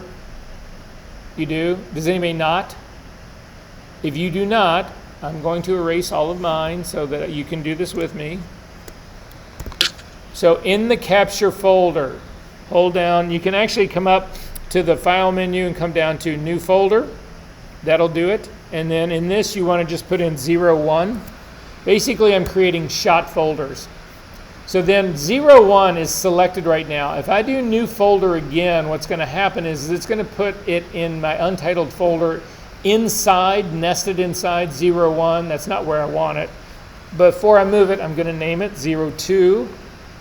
And then I'm simply going to drag it out. Now, when you do this, you do not want to have any one of these selected. I'm going to select just one of the raw files and then again come up to new folder. This is the keyboard shortcut for new folder. It is the Shift key plus the Command key plus the letter N. So at any rate, I'm going to go ahead and say new folder, and I'm going to do 03. And that's going to be enough. We don't need any more than this. If you've got more of these, don't worry about it. So with these 3 folders visible to me and my session favorites right here visible to me, I'm going to select all 3 of these. So again, I just held down the Shift key. I'm going to drag these now from here on top of my session favorites and let go. And actually you'll see now I put in 01, 02, and 03 in my session favorites. Does this make sense to everybody what's going on here? However, I want to shoot into shot 1. So again, what these would be for me would be my shots. So I go in, I've got 12 outfits a day that I'm shooting for fashion. I got 12 different outfits that I've got to shoot. I would make a folder for 01, my first outfit, 02, my second outfit, 03, my third outfit. I think we've talked about this before, because I have people say, well, I shoot weddings, I don't shoot fashion, right? And I would say, well, that's fine. 01 could be the bride getting dressed. 02 could be the limo ride to the church. 03 could be the ceremony at the church. 04 could be the family pictures outside the church at the end. So you can still break up your day. From an organizational point of view, it makes so much sense. How many of you have gone in and actually done 2,000 images for a session, 5 different outfits, 10 different shots, whatever, and it's just one after another. It's just bedlam. Not the way to work, right? So this is how we're going to work. I'm going to hover over this session number 1, or my session favorite. Again, these should not be called favorites. There should be no little heart here. These should be called session subfolders, and these should not be hearts. But nonetheless, they are. I'm going to hover over my 01. I'm going to hold down my control key or right click. I'll get a drop down menu and say, set this as my capture folder. And you will see that it puts a little camera icon right next to this. Then I'm also going to go back to my camera drop-down menu here, and I'm going to change the naming convention. So I'm going to click on this flyout menu right here. On this flyout menu right down here. I'm going to get rid of my 3-digit counter by clicking delete. I'm actually then going to change. I'm going to leave name to begin with, underscore. But then I'm going to come down to the D, because they're alphabetized. I'm looking for destination folder name. I'm going to click and drag that up here in the very top. I'm going to type in an underscore. It would be really great if you guys were doing this with me, because you're not going to remember any of this on your own. Click on my 3-digit counter and move this up as well. Click on my drop-down menu and say 3-digit counter. Now look at my sample right here. It has the session name, it has my 01 folder, and then it's also saying, oh, we're going to start with frame number 21. And the reason this happens is that it remembers the number of images that you've shot in your session. But right now, I'm getting ready to do frame number 1 for my shot number 1. Does this make sense to everybody, what's going on? So I'm going to go ahead and say okay to this. And then I've got to come over here, and again, it's showing that my next frame is going to be, who in the world wants to start with frame number 21? So then you come up to the next capture naming, and you reset your camera counter. So this is now going to say frame number 21, and now we actually need to start shooting. So I'm going to take my camera. Hopefully you guys have a camera connected. I want you to shoot as well. I'm going to change my camera. I'm going to take my ISO and I'm going to make it 200. I'm going to go wide up. What's the available light in this room right now? Say what? I'm just guessing. I'm just asking you what you would guess it to be. I'm going to go to 1/8 of a second, wide open at a 200 ISO in this room. And then I'm going to see how well I can hold this.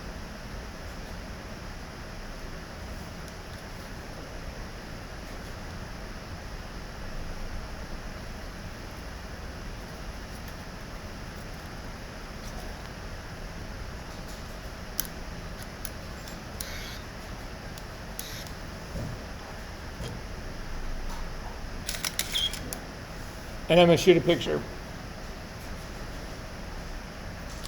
And I would say, looking at this picture, all of you right now need to stand up. Everybody stand up really quickly.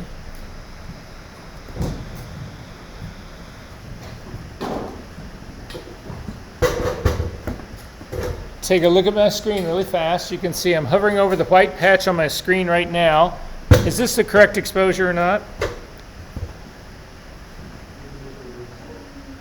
You say it's overexposed. What about the rest of you? Exactly, right? This is right on the money right here. 249 is my, where's my range and where am I supposed to be here? 245 to 250, isn't 249 right in there? Okay, so the fact that I pulled that exposure out of my ass, you all need to hold your hands up just like this, face me, and then just go like this. And then sit down.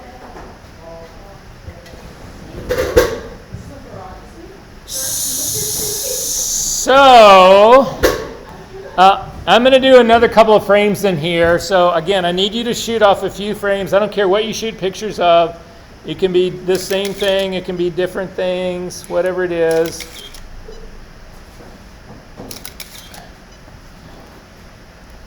All right, so I've got a few different frames that are going on in here. And if we take a look at your naming convention that's down at the bottom, something to pay really close attention to is down at the bottom, this actually gives you really good solid information. You'll see it'll tell me what my lens is, it'll tell me what my exposure is, what my ISO is, it'll give me all of that information. It also gives me my naming convention right here. If you actually have your viewer too narrow, watch what happens. You'll actually start to lose information here. So again, I don't see that I shot an 80mm lens anymore. I'm just throwing that part out here so everybody's kind of aware of that part. But anyway, now I want to actually shoot to my camera number 2. So if we go in and we go back to our session right here, you can see that inside of this, my session number 1 right here, I've got these 4 frames, the 4 frames that I actually shot. If I hold down I'm going to select my O2 now. If I hold down my control key and click on the drop down menu and say, I want to set this as my capture folder, you'll see that that little icon moves from 01 down to 02. But now when I go to my camera part here in my next naming convention, it knows it's O2. It's going to change my naming because I put in my naming convention that I wanted the destination folder to be a part of the name. The problem is that it doesn't know about the frame number. Again, it's strictly counting the number of frames that I'm shooting for the entire session, not the sub-session. So with this, as you can see, it's saying, okay, we're going to start shooting this frame that's got the O2 in it. We're going to start shooting it at frame counter number 5. You do not want to do that. So again, come up to the little 3 dots here and reset your capture counter. And now you can see it's going to start for my second set of shootings. What else? I'm going to do something else. I'm going to take pictures of Alex instead on this one. So, but now my naming convention is correct.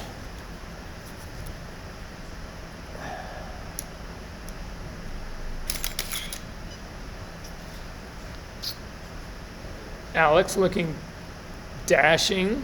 I'm going to do a couple of pictures of it. Work with me, Alex. Make love to the camera. Huh? Wow. That went south really quick.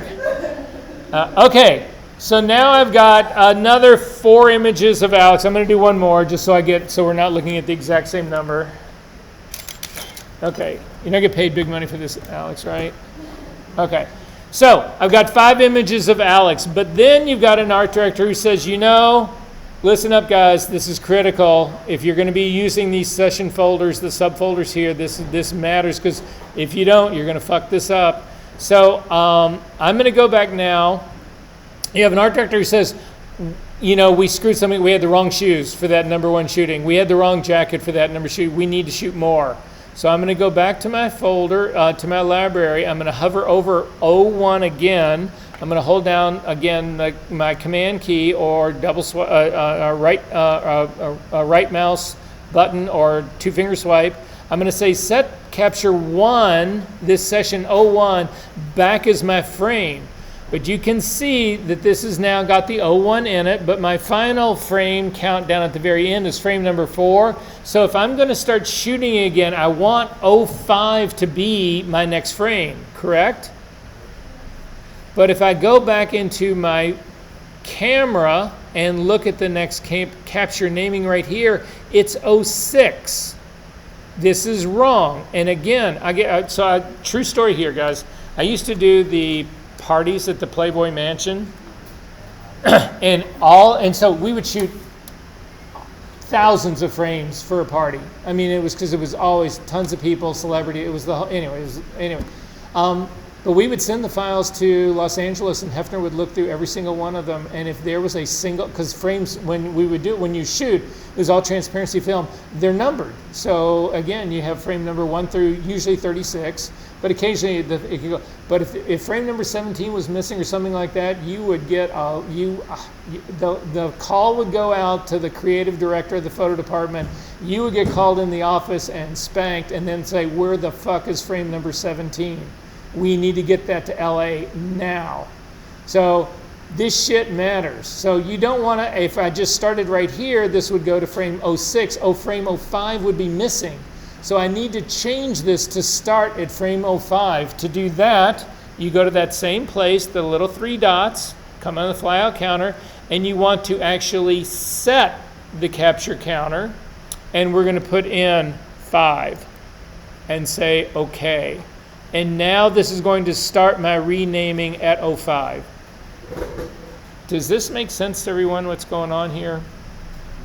Okay, while we are here, another thing to actually think about in doing all of this. In that same little 3 dots, I need everybody to click on this flyout menu. In the same little 3 dots right here, as this is coming out, you can see that there's a number of things that you can change in here. One of them is if we look down here, this set capture counter increment. So I'm going to click on this increment, and you'll see it's set to a 1. I'm going to change this to a 2. And say OK.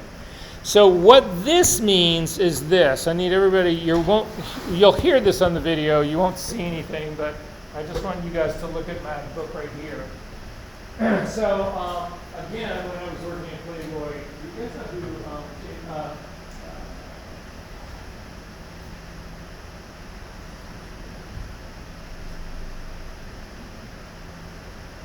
he's the guy who did all the Incredible Diaries.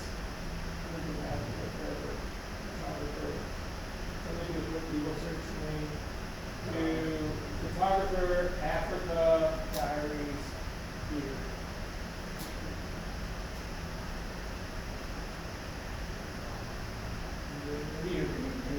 Yeah.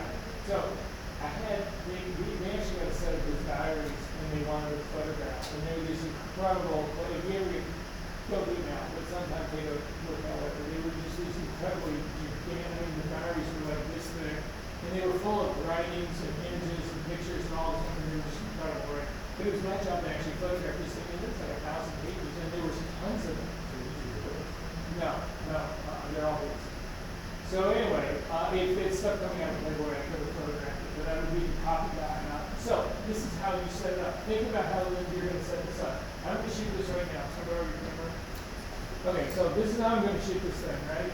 So I'm going to line up this page right here, and I'm going to shoot a picture of it, right? And then I'm going to turn the page over here, and then I'm going to move my camera over here, and I'm going to shoot that picture. And then I'm going to move my camera back over here and shoot this picture. And then I'm going to turn this and move my camera back over here and shoot this picture. And the whole time I'm moving my camera back and forth. You know how long that takes? And I've got to reframe. I've got to do it every single time I move it. Nobody wants to do that. So what you do instead, hang on, let me keep this. You set that frame counter increment to 2. And what that does is it's going to then skip every other frame number. So what I do is I frame up my right side of pages, I shoot one, I flip it to the next one, I shoot the next one, I flip it, I shoot the next one. I do all the right sides first in order. And then naming has skipped every other one. Then I come back and I reframe for my left side, I reset my counter. So again, my first pages in here would be page 1, 3, 5, 7, not right. And then I come back over here and I set my second set to start from the even side pages, left side pages, starting at frame number 2, but also skipping every other one. So it would be 2, 4, 6, and then all of your images will be in order. Does that make sense? So we can find out if indeed that's true. I'm going to go to my session number 3.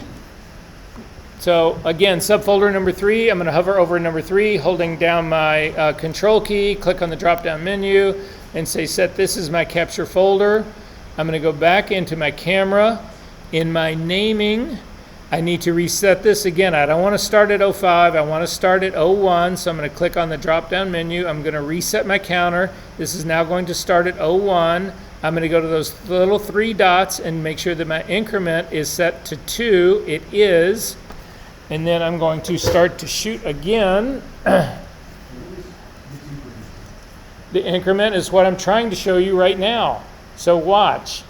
I'm going to shoot this. This is going to be frame number 1. If I can get this set.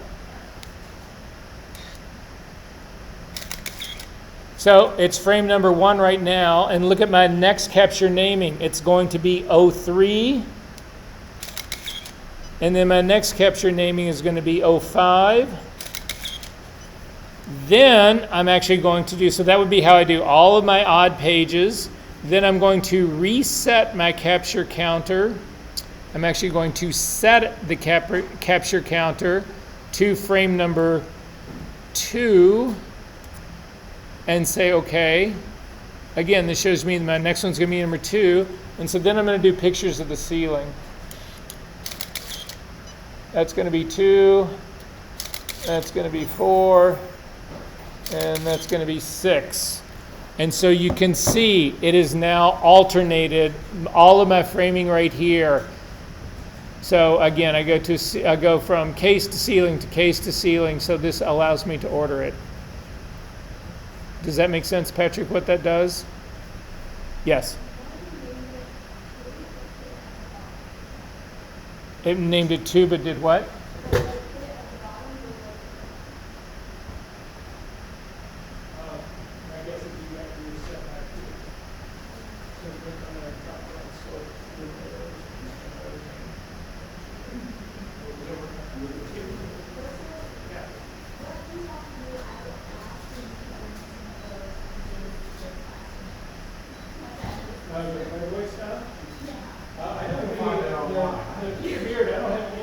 That was all done for them, but if you shoot me an email, I'll bring you in some of my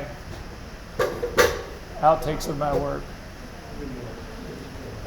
Okay, guys, you need to remember this. You need to remember this because this is sticky as well. You need to go back in and change this back to doing not your 2 increment, but back to a 1 increment here. Otherwise, this will happen to you for all the stuff that you do after this, and that'll drive you absolutely out of your mind.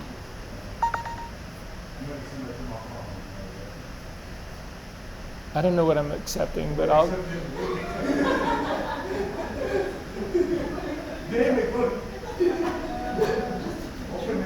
it.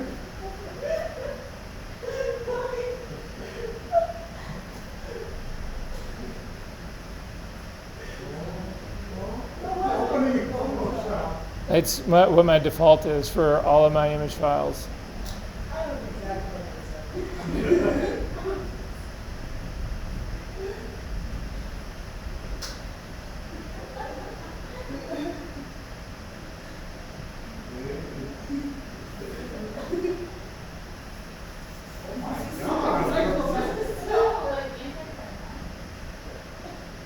I've got so many video resources going right now. The screen thing.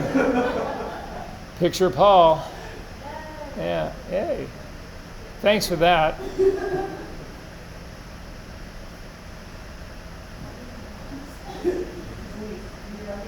Okay, all right. Focus, people, focus. Hang on, let me see where I'm at.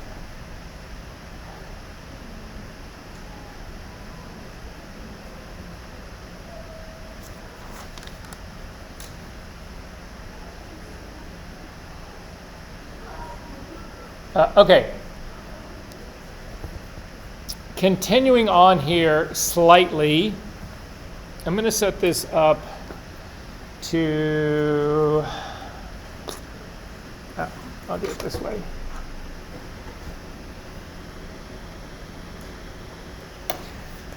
Okay, live view. Live view is actually supported for pretty much all cameras.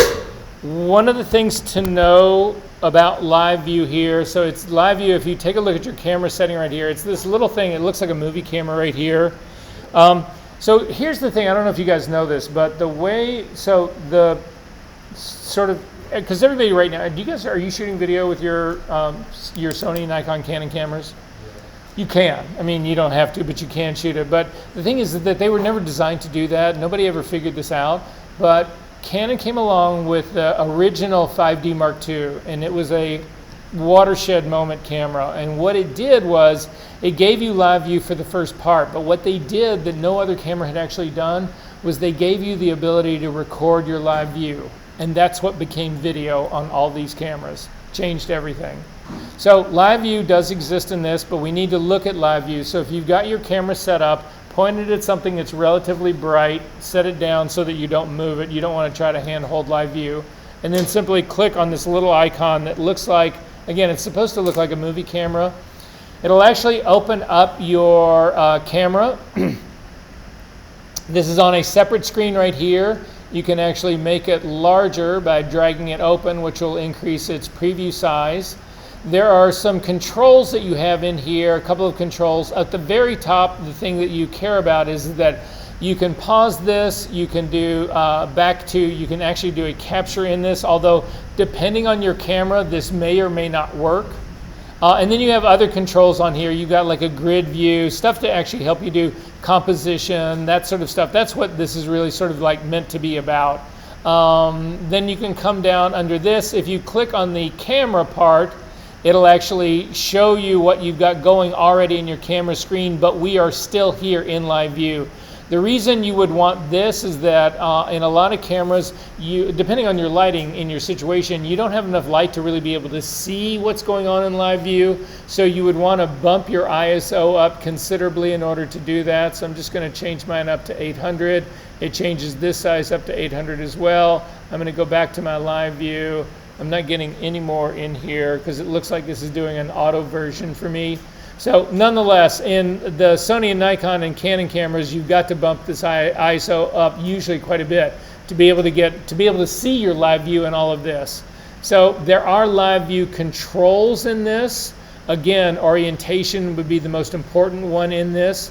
There is camera focus, but again, the camera focus in here will only work for phase cameras. It does not work for the cameras that you guys are working for. There is a view in here. Again, this is just telling you angle. A lot of this is for people who are doing architectural work or heritage, cultural capture work, that kind of stuff.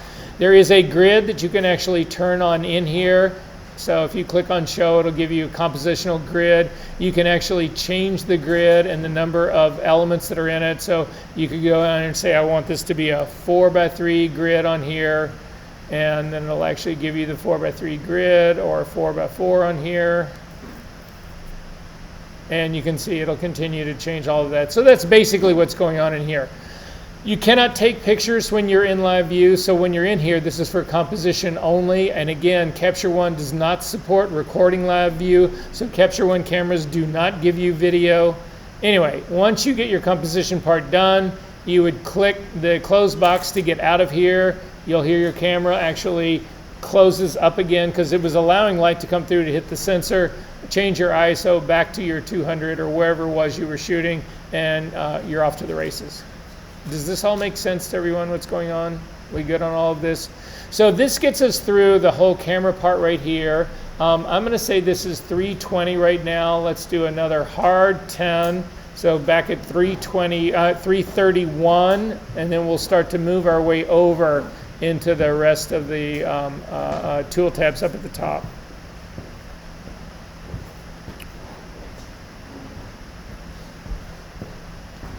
It again. I'm going to go back into Capture One again. Okay, any questions about what we've gone over so far in part of this?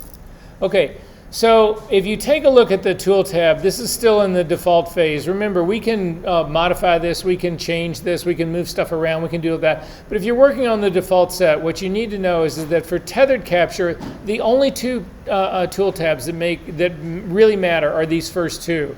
Everything from this point, from the camera tab all the way over to the right, is all about post work. It's all about post processing. So we're going to blow through some of these pretty quickly just so that you can see what's going on. Okay, Yeah, I'm just going to go through these. We're not going to spend tons of time talking about all of them. Some of these we'll talk about a whole lot more. But I'm going to start here with the one that looks like the circle. This is actually lens correction. Now, these work the very same way that they do in Camera Raw for Photoshop. There are profiles that are actually built. If you take a look down here, you'll see that there are profiles that are built that can look at the, they're looking at the metadata of your camera when it's actually connected. And in this, they can come down. So for instance, here's a whole set of camera lenses like here. So for instance, this EF 7200 2.8L USM lens is a lens that they have here in the studio. If you were shooting with this lens, what it'll do is it will go in and it will remove any vignetting that happens in the lens. It will also remove chromatic aberration in the lens. Anything that it's tested, the lenses are tested, they build these profiles, and they're designed to go in and correct stuff. That's what this is all about. Does this make sense, everybody, what's going on here? So, say what? Sorry, all you hear is what? So you simply need to add it. So hover over, come up here, let's go to the one menu, very top, and down to workspace. Click the default workspace. And it should be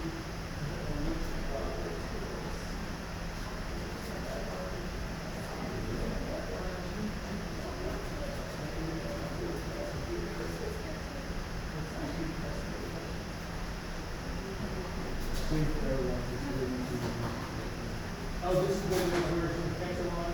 Okay, so they obviously, guys, they removed part of this in the newest one. So go to your exposure tab and see this one here. Or we'll see it with your camera tab.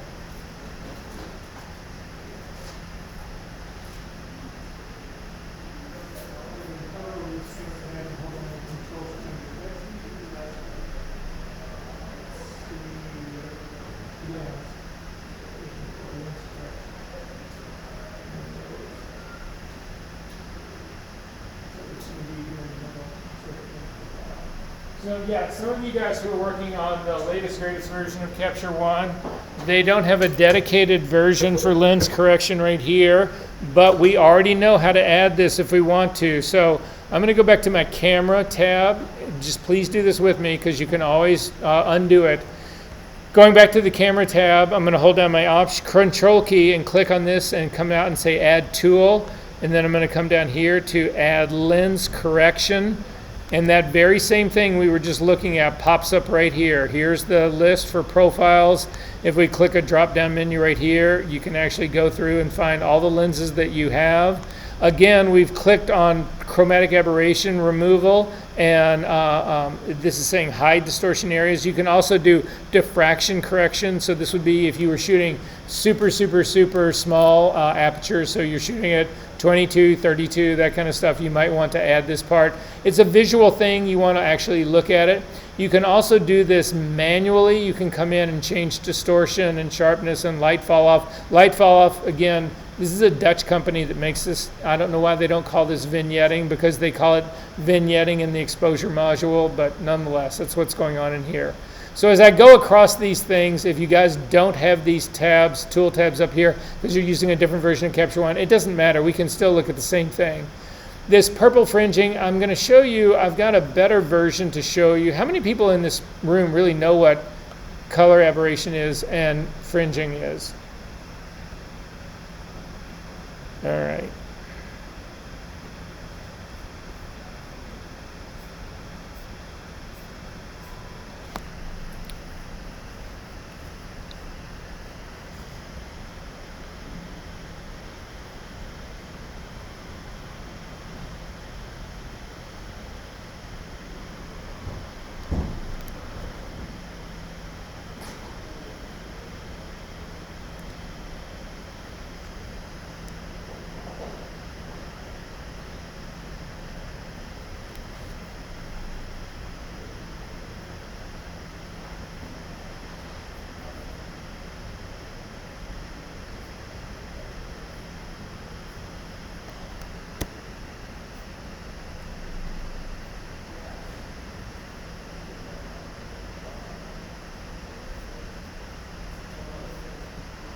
Okay, we're going to start here. The only reason I bring this up is I know that I've got color chromatic aberration in this file, so it's just an easier place to see it.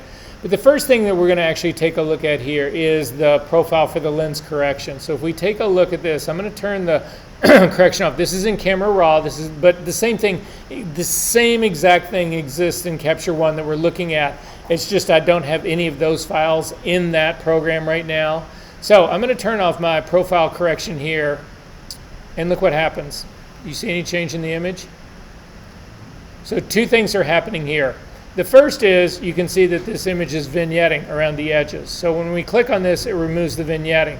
But do you also see that when you do this, it seems like the center of the image gets pushed in towards the screen and the edges of the image are pulled back out? Does that make sense, everybody, what we're talking about? So the reason this is happening is that the error in this lens is that what they would say is this lens is prone to barrel distortion.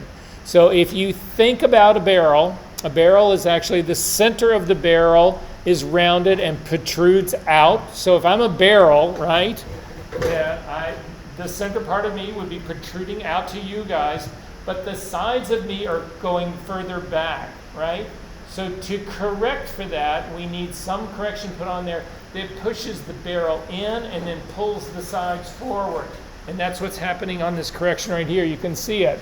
So in this case, again, it's pushing the center in and pulling the sides towards me. The opposite of barrel distortion is called pin cushioning, and that's another problem for a different lens. In a pin cushioning situation, you imagine pressing against a pin cushion, pin cushion for people who sew. In that case, the center it's just the opposite of this. In that case, the center is actually pushed in and the sides are pushed out. And so you do the exact opposite correction of this. Again, I don't have a lens here that has a pin cushioning distortion in it, but that's what will actually change that part. Then in terms of actually looking at chromatic aberration, you have to do this at 400%. And I'm going to go over here. What you're looking for, it happens along really strong contrasty edges. I'm going to turn my chromatic aberration off. I'm actually going to come into 800% here because it'll be easier for you guys to see it. See this green line that's running right down here? It's also running right here. If you look at the green line, it's running on the right side of all of these image elements. What's harder to see is that there's a corresponding magenta line that's running along the other side of all of these images. When I put on remove chromatic aberration, those go away. So clearly this is something that you would want in your lens. Well, how bad could this possibly be, Verser? So I want you to take a look at this image part right here.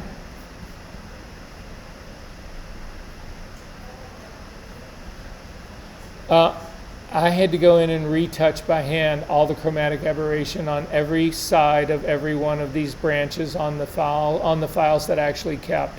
And it's on every one of them. You know how long this takes to remove manually? Yeah. So do you want this to be turned on? I'm going to say yes, indeed you do.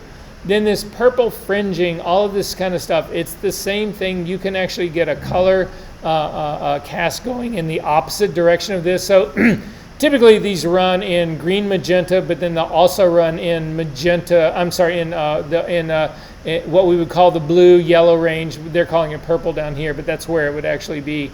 But that's what you can actually manually control this stuff as well. But if you've got, again, the profile for the lens in here, they've already built in all of that correction. It just makes sense to actually use that guy.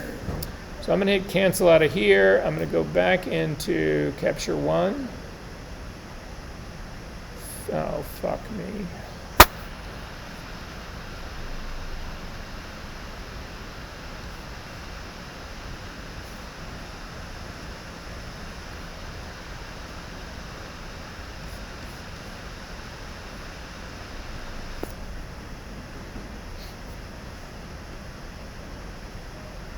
All right, back in here into Capture One, undo that correction right here. So you can do this, again, all manually in here. This is also, they've added crop and flip and rotation in here. I don't use any of this stuff here. I don't believe you should be cropping your files, raw files in this. I think you only crop files when you get them into either Photoshop or into, I don't even do them in Lightroom. Cropping is for final, cropping is not for master. So if you're making master files, you do not crop those. Those are all destined for when you're actually doing final output, so prints or website or that kind of stuff. You don't ever do it in your master files. You keep everything in your master file. You can flip and rotate these guys. Again, I don't do any of that work here. You can change keystoning in here. So what keystoning is about, you'll see the two little illustrations of it right here. Keystoning, if you think again about the distortion that happens when you shoot a tall building, the building converges up to the top. If you want to pull that top out so that the building looks like it's perfectly straight up and down, that is keystoning, and that's actually where you would be controlling that part right here. That's where you see it vertical. If you've actually got, say, you're looking down a set of railroad tracks, so you're standing on the railroad tracks, they're moving off into the distance, they keystone as they go away from you. So again, because the tracks are moving further away from you, they get smaller so they look like they're converging. You can use a horizontal keystoning to pull those guys apart so that they don't actually converge. Does that sort of make sense in here what all this is all about? Then finally, you can put a grid on this guy. We're actually looking at the grid right here. I'm going to unshow my grid here. And then finally, this thing down here, this LCC. What this LCC will do is, and this is an important one for you guys, how many of you guys use automatic dust correction or dust removal in your work? So if you have a sensor in your work that's got a dust spot on it that you can't get rid of, you can actually set a whole bunch of programs up to actually remove this. Now, this works for a bunch of different cameras. I can't swear that this is going to work for every 35mm camera, but basically what this does is that there is, if you take a look, I think they may still have them. How many of you guys have a medium format camera box? Somebody's got one right there. If you open up your medium format camera case and look inside of it, there should be this. You don't have to use this. You can actually use really heavy paper to do this. You take this and you put it over the front of your camera lens and you shoot a picture with this. And what this does, you still need light to come through this. You'll actually go into this thing right here and it'll say create LCC. So what this is creating is a lens correction that you can actually do your own custom version of this. So anyway, you put this on the front and you say to them, I want you to build a profile of this that removes color casting, does dust removal, and does this uniform light. What uniform light is it eliminates vignette. So again, a vignette, you have light that falls off at the edges, but it's not really there. That's a product of the lens. So this allows, you put this thing on the front of your lens and you actually shoot a picture with this, and it takes that information and it analyzes it, and then the three things that it can look up for you and then it can do is it can remove the color cast. It can also actually enable uniform light, because this should be a uniform thing when you're putting it in front of your camera. But the most important part is that dust removal is not in front of your lens. Dust removal is actually on your sensor. So no matter what you have in front of your lens, it doesn't matter. The same spot of dust shows up on your sensor in the same spot, always at the same place. What this does is it eliminates any detail from your image, and the only detail that shows up in this image that you take is going to be dust. And so what it will do then is the dust on your sensor doesn't move. It's in the same, you can do 1,000 pictures, that dust is in the same spot. This builds a profile that allows the software to then go in and do spot healing on that piece of dust on all 1,000 of your images automatically. You don't have to do it. Canon has the same thing that you have to use. Adobe does not support this. So if you're using Adobe to bring stuff into Lightroom, to do all that kind of stuff, that's not supported. If you want to do it with a Canon camera, you have to use Canon's software. If you want to do it with a Nikon camera, I'm sure Nikon also has their software that supports this, and I'm sure that Sony's does as well. But it's not done through, again, it might work in this, it might not work in this, but that's what this whole thing is about. can take just a regular sheet of white paper, fold it over a whole bunch of times so that you don't have anything you can actually see with it. Shoot one of these and it'll do the exact same thing for you.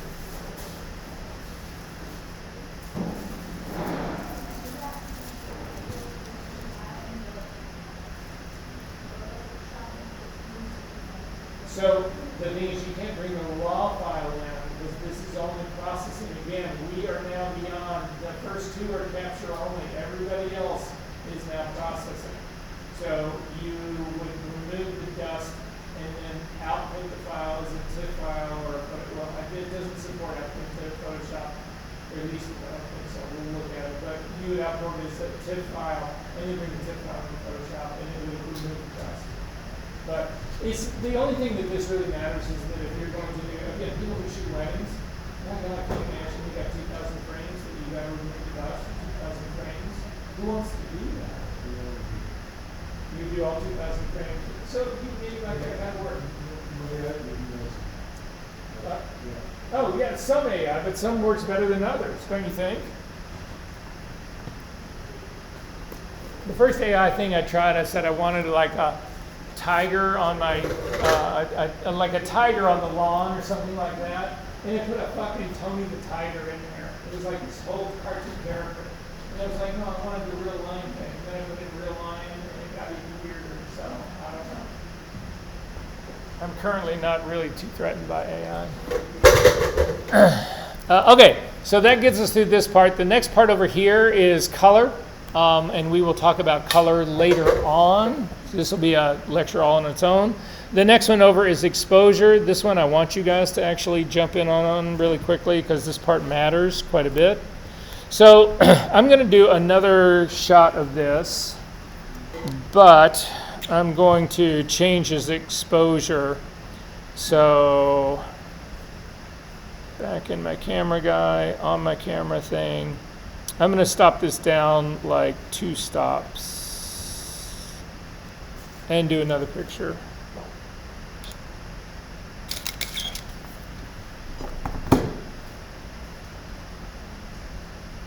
So you can see this is underexposed here. I'm going to color balance it though. I can still color balance by using this little eyedropper right here. So I'm going to click on this to color balance it. But then I want to figure out how much underexposed I really am. I'm looking for shortcuts to do this. So many of you guys, when you're actually trying to do this stuff, you would just start to make some wild change on your camera, shoot another picture, and see where you're at. A better way of doing this is to come to your exposure slider, take the exposure slider and push this up and then measure again. So I'm going to measure this again. I'm at 235. That's not enough yet. I'm going to keep pushing this up to the 2 stops where I was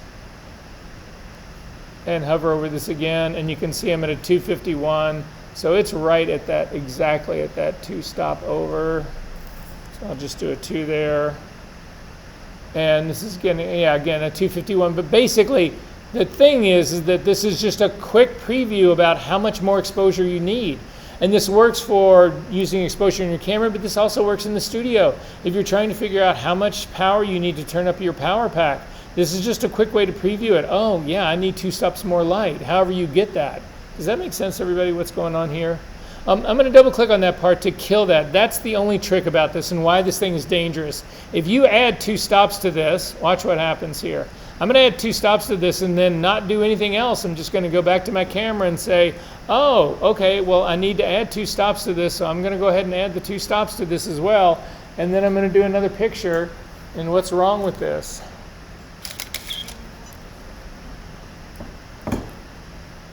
It's too blown out. But the reason it's too blown out is because I've got 2 stops of software in here.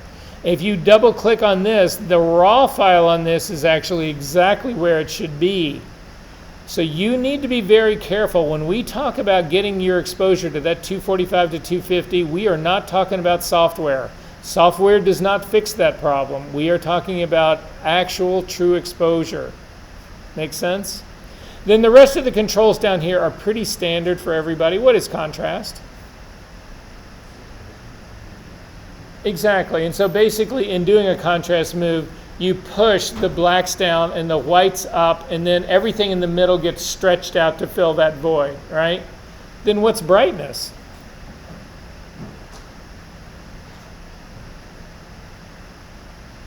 What's exposure?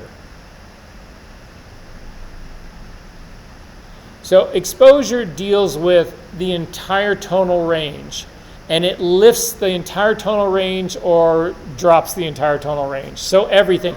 It doesn't change the tonal range. It raises all of it evenly or lowers all of it evenly. Contrast takes a image. If we imagine an image that's got a little contrast in it, most of the tones sit in the middle. It pushes the dark parts towards black and the white parts towards white. If you continue to push contrast too hard, it will take stuff that's in the 3/4 tones and the quarter tones and make them black and white, so you can continue to push this forever. What brightness is that brightness can lift or drop your exposure in the mid-tones. This doesn't have anything to do. So if we look at a contrast slide, so you can see my histogram up here. As I start to pump contrast up, it's pushing out both of those edges. It's pushing stuff towards the white and stuff towards the black. If instead I push brightness, watch what happens. It just bumps stuff up in the middle. It's pushing stuff up into the middle. So it's a way to lift midtones. And then saturation. What is saturation? It's the purity of the color, right? So a pure yellow can't be more saturated. But that doesn't mean it's the intensity only, right? Because brightness will control intensity as well. All right. High dynamic range, what is this all about?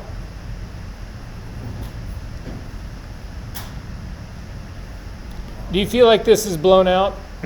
Some of you said you felt like that was blown out, although it's reading at 250, so that's not really blown out. I'm going to zip in down to here so that you guys should take a look at this.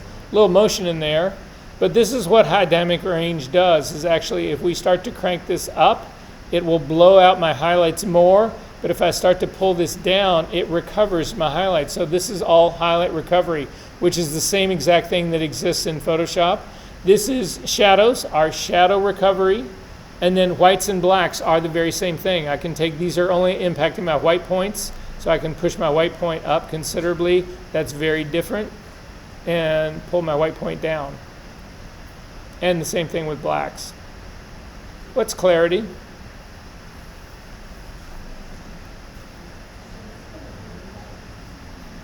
It is. Clarity is mid-tone contrast. So one of the problems that you have with the contrast slider, if you actually take a look at this contrast slider right here, if we crank this all up, again, I'm pushing everything to the black and everything up to the white, and it will blow things out. It will completely clip things. However, if I do clarity and do the same move, watch what happens in here. It's not pushing things to the right or to the left. It's boosting the mid-tone contrast. So I do not blow out my highlights or my shadows here, but my midtones are actually being seriously affected in this. And something that most people don't know or think about is you have negative clarity. What is negative clarity? Oh, come on, all you people who are obsessed with my shit in the Playboy days. What made Playboy photographs so perfect, right? They were all softened. We all use diffusion filters to soften the shit out of that, right? That's what a negative clarity will actually do. It's a soft focus filter. Structure only reduces, it's another way of actually talking about doing this very same thing. It has to do more with the way noise and grain are presented in your file. So if you actually drop the clarity down too much and you make things too soft, pushing the structure up will actually try to restore some of the detail and data to it. Again, double clicking will zero all of these out. What is dehaze all about?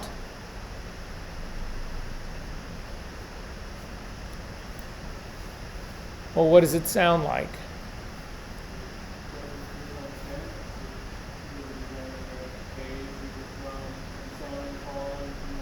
So, no, but you've hit on two of them. How many of you guys have ever shot pictures in the fog and you can't get rid of the fog? That's dehazing. How many of you ever shot and actually had flare in your camera?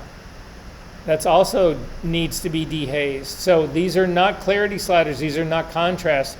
These are specifically going after that white misty look that's on your camera and actually dropping it out. That's what's going on in here. Levels, you guys are all familiar with levels in Photoshop. It works a little bit differently here. I need everybody to go to the exposure tab and open up levels just so that you can see what's going on. I'm going to pick a different image to work. Oh, let's do this. I'm going to go back.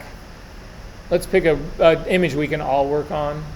So I'm going to come back to my, I'm just going to grab my, so back in my session albums, I'm going to do all images.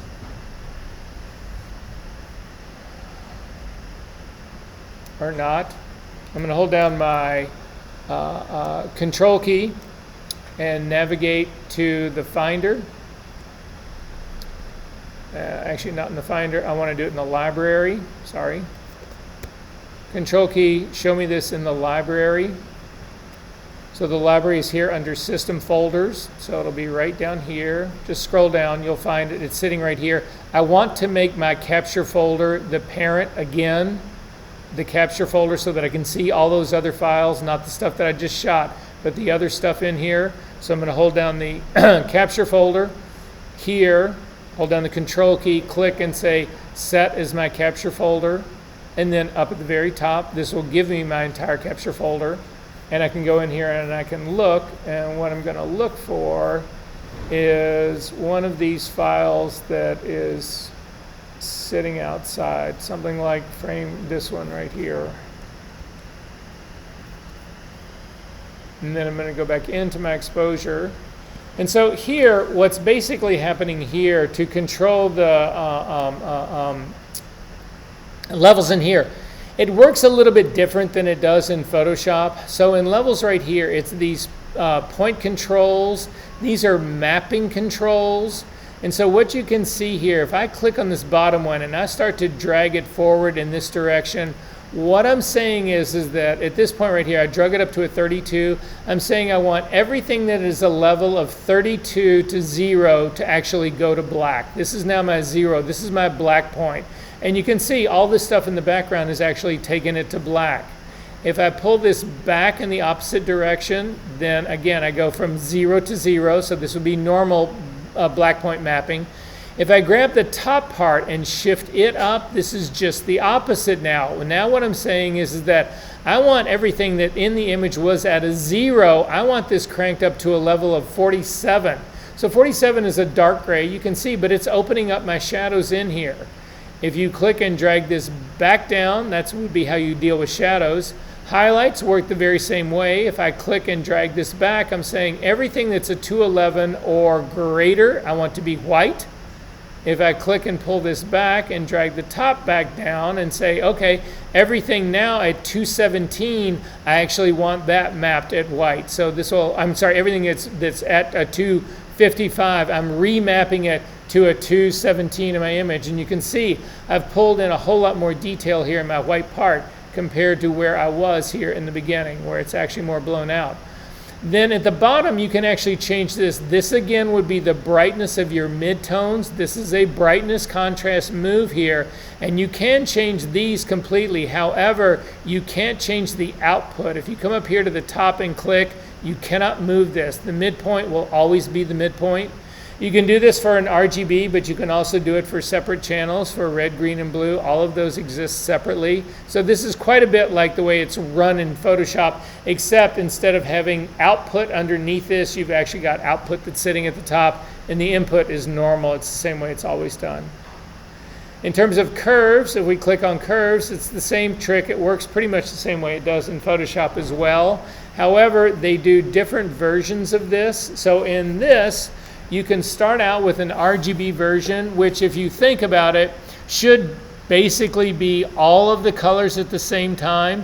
If you click though and you drag back, you'll actually see you're lightening the entire image up. If you click and pull this to the front, you're actually darkening. So this would be a way to build contrast in your image.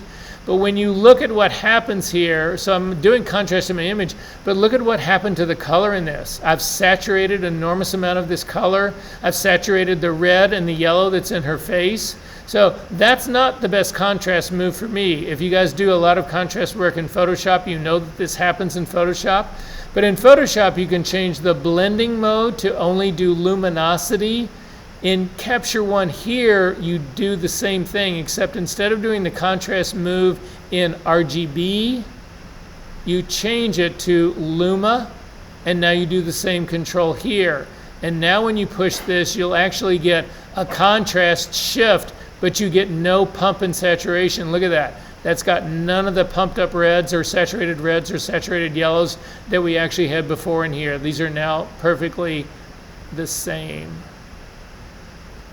The same for all the channels, so you have red, green, and blue channels here. Vignetting actually does work here as well, so I'm going to close all of that up and come down to vignetting. In the vignetting part, if you actually open this up, you can crank the amount of vignetting. In this case, this is a positive vignette, so it's making my background edges lighter. It's the exact opposite. This is how a lot of people deal with negative vignetting. So if you are using, how many people in here shoot a lot of wide-angle lenses?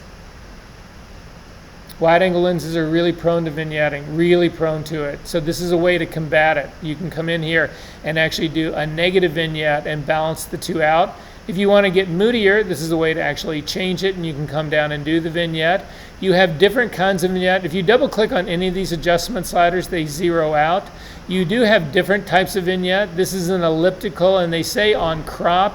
What this means is that if you actually do a vignette like this, I can come in and crop this image right now, and when I crop it, the vignette will then transfer to the crop, and it will actually come in tighter on this. It won't stay out here, because conceivably I could crop out all the vignetting in here. This will keep you from actually being able to do that.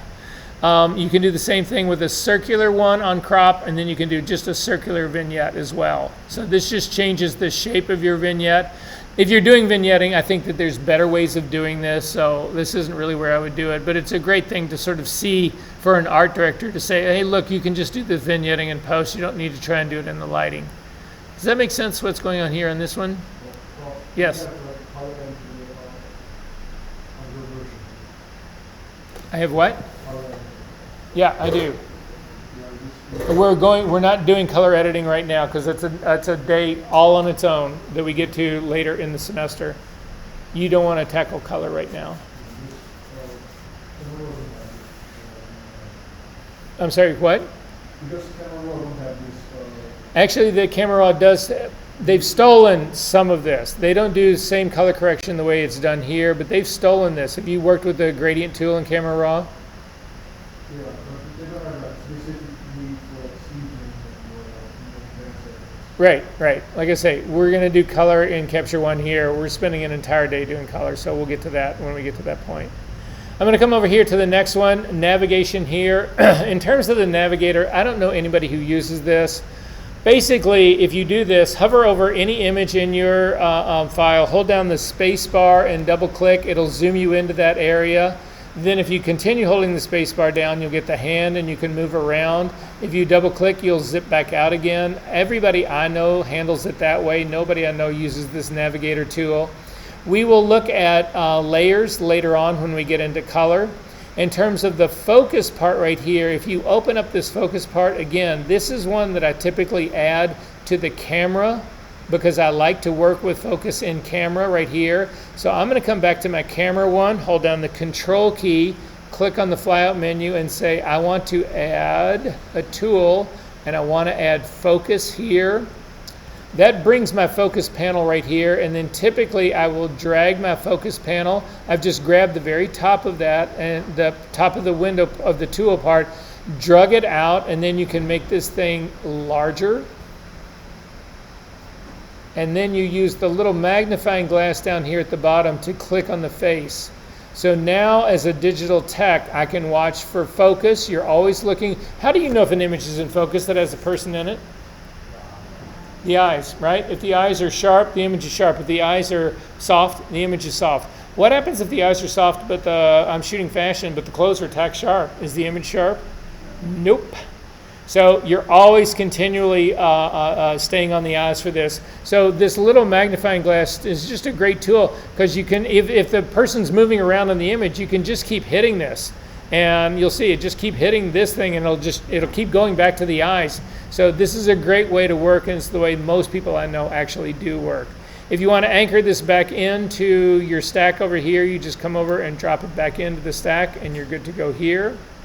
I want to go back really quickly to exposure because we want to talk about a couple of things in exposure. However, I want to look at a different frame, a different image. So if you guys can find the image of the girl that's in blue, it's the headshot. It's this one right here. I want to go back in this one, and we're going to do a couple of things in this guy right here. I am going to go to my exposure slider in this part right here. First off, I'm going to start off with my camera and set the white balance, although let's do it all in the exposure tab.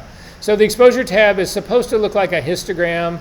Again, I don't have any, there's zero value that I put in having the histogram. Layers, we will get to. Actually, you can do exposure changes using layers. I'm not going to do that yet. In the exposure part, I'm going to leave that alone for right now, but I am going to go after the white balance part. So this is where I'm going to start. The white balance tool does exist. If you click on the white balance tool, that gives you a little eyedropper, and I'm going to click on the gray patch that's right next to the red, and this neutralizes my image right now. So if you take a look at the white balance tool, there's a series of icons that run straight across from the white balance tool that come across from the edge. What I'm going to do is actually start from the right side and go back my way to the left in here. If you click on the little three drop down, little three little guys right here, you will get a drop-down menu of things that you can actually do. The two things that matter with this particular tool are that you can either remove the tool or you can get online help. If you click online help, this will immediately go, you have to be online to do this, but it will go to Capture Ones. It goes to, again, the place in the manual, the online manual, that'll explain the white balance tool to you so that you can actually really quickly, oh, yeah, this is how I use it again. This is true for all of the tools in here. So that was for white balance tool. If I come down to exposure, click on those three little lots and come down to online help for this. This will walk you through how you use the whole exposure setting and what's going on in here. So just realize that that online help is available to you all the time. If you come up to the help menu up at the very top, you actually can get to Capture One support. But it won't take you to these specific spots in here. So just so that you understand that that's what's going on in here. Back to the white balance tool, if you click on the little three lines, the hamburger thing, and manage this down, you can actually save this white balance setting as a custom preset. There's no reason for us to do that right now, but what presets will allow you to do are sort of build stylistic looks that you can then use on a bunch of different images. They've actually just, you guys, I don't know if you know this, but they've just added adjustment layer presets in Camera Raw right now, so something to look forward to. The next control back, it's an arrow that goes all the way back and that it like points. The thing about this is it looks not too dissimilar to this reset one that's up here at the top. The difference is that the reset one that's at the top will reset everything, no matter whether we're in any change that we've made in here, it will reset all of these. But any changes that we've made, let's say we've made some change in the color palette right here, it will reset everything. If you only want to reset the tool, you use the tool reset, which is this one right here. So if you click on this, it'll actually reset this image to be blue. I'm going to come down to the one that's underneath it, and I'm going to reset the white balance. I'm just going to reset everything on this one. So I'm going to come up to the large reset that's at the very top and click on that. This will not only reset the color balance, but if I did any exposure resets, all of that is actually reset here. Does that make sense what's going on? Okay. I'm going to go back up to my color card, and I'm going to color balance this one again. If you want to then apply this reset to other images, it's a two-step process. So I need everyone to do this with me. Again, I keep begging you guys to do the hands-on stuff. You're just staring at a screen, and all of you are brain dead right now. So this isn't going to mean anything. Hopefully doing some of the handwork here will actually get you to see its value, but nonetheless. At the very top of the menu right here, you'll see I don't have controls to copy and paste adjustments. If you click on the little arrows that are to the side, you may have enough screen real estate that yours are there. I'm going to have to actually click on mine. No, I take that back. What I'm going to do here is I'm going to get rid of something in mine to hopefully get my copy and paste adjustments to show up. So I'm going to control click on my toolbar at the very top and say I want to customize this. I'm going to get rid of auto adjust. I'm going to get rid of rotate, and then I'm going to say done. And now I have my copy and apply adjustments. If you click on the upward arrow right here, this actually now is, all of a sudden when I clicked on that, my down arrow became live. What that said, what I said I want you to do is I want you to copy all of the adjustments that I've made to this image. So the only thing I've made to this image is actually the white balance. That's all I've changed. But now if I come down to the next image that does not have my white balance, I can do the down arrow on this, which is the paste adjustment. And you'll see it applies my white balance to everything else. So this is how you can go along and copy and paste all adjustments in this. Does that make sense, what's going on? Okay, I'm going to reset this to its default. I'm going to reset this one to its default as well.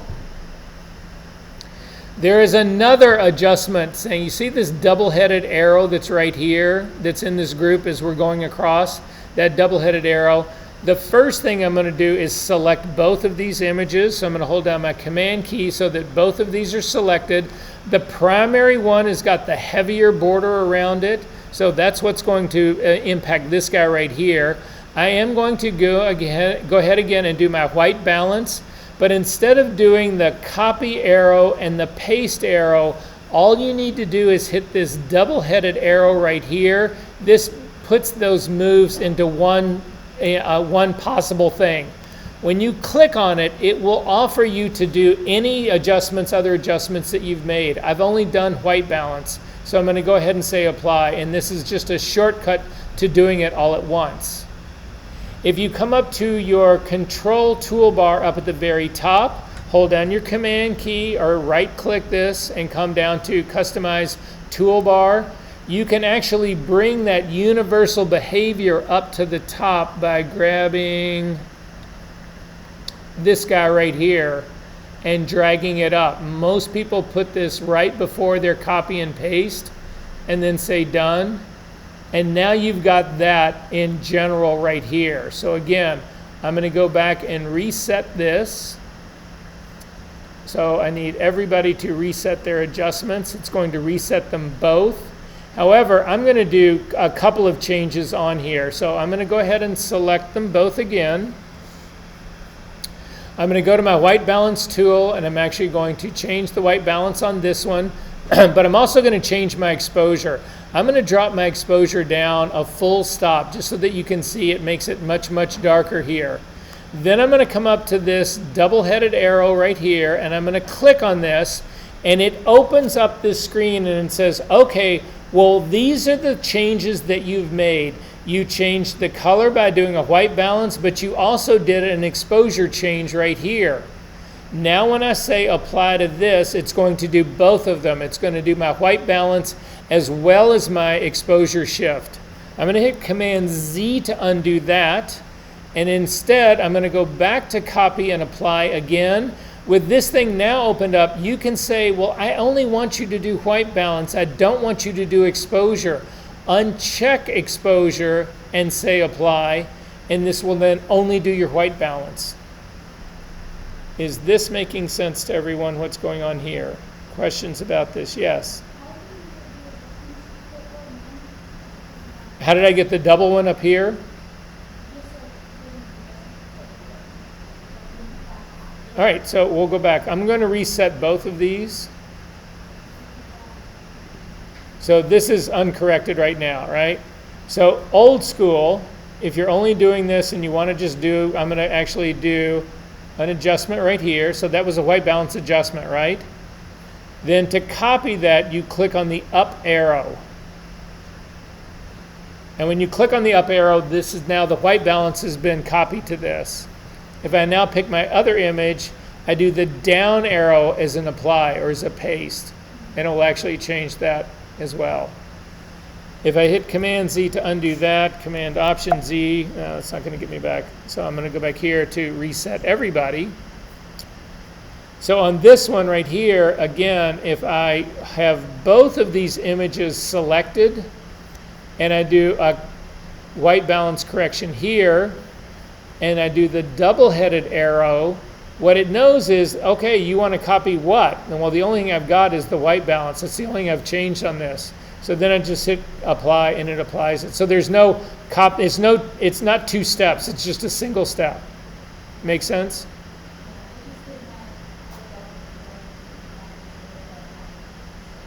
To use the double-headed arrow, you have to have multiple images selected because it will not do the apply to anybody else. If you take a look at the copy and apply, if I come down here to the image that's down underneath this, I can still do the apply, and that puts on the color balance for just that image. You can see it's not too far off. Again, I'm going to reset the white balance on this guy. And then finally, the last one over is this magic wand thing, and it's supposed to do auto balance. I don't ever use auto on anything, so I don't use it here. So this would be supposedly your magic wand that you could click on it and auto white balance your images. I don't do that part. You'll also notice is that you come down in here, you have different versions for different things. So for instance, you've got on this top one right here, you've got the copy and apply part of the magic wand, but on the clarity down here, you don't have magic wand. So depending on the tool, you can see down here, in this one down here, you don't have magic wand, but you don't also have copy and paste on this one. So it's just depending on the tool is what show up for these things. The ones up at the top are universal. So the ones that are down here are, so again, you can see right here, I'm going to do white balance. I'm going to go back to my image up here. This has actually got a white balance adjustment in it. I'm also going to do an exposure change on this one. I'm going to do a clarity shift on this one by really cranking it up. So this is my new image because I'm an artist, and as long as I can come up with an artist statement about just how the clothes that she's wearing are reflecting the absolute implosion of society as a rule. This is a precursor of the years when Trump is going to get reelected again. This is our future. This is what we can look for. So my entire work is about the bleak dystopian future that we're actually leading ourselves into blindly.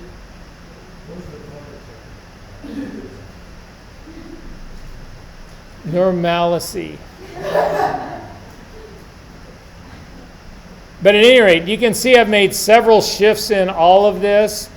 If I click on any one of them, so I can click on the exposure reset alone, and it just does the exposure reset. It doesn't change my color.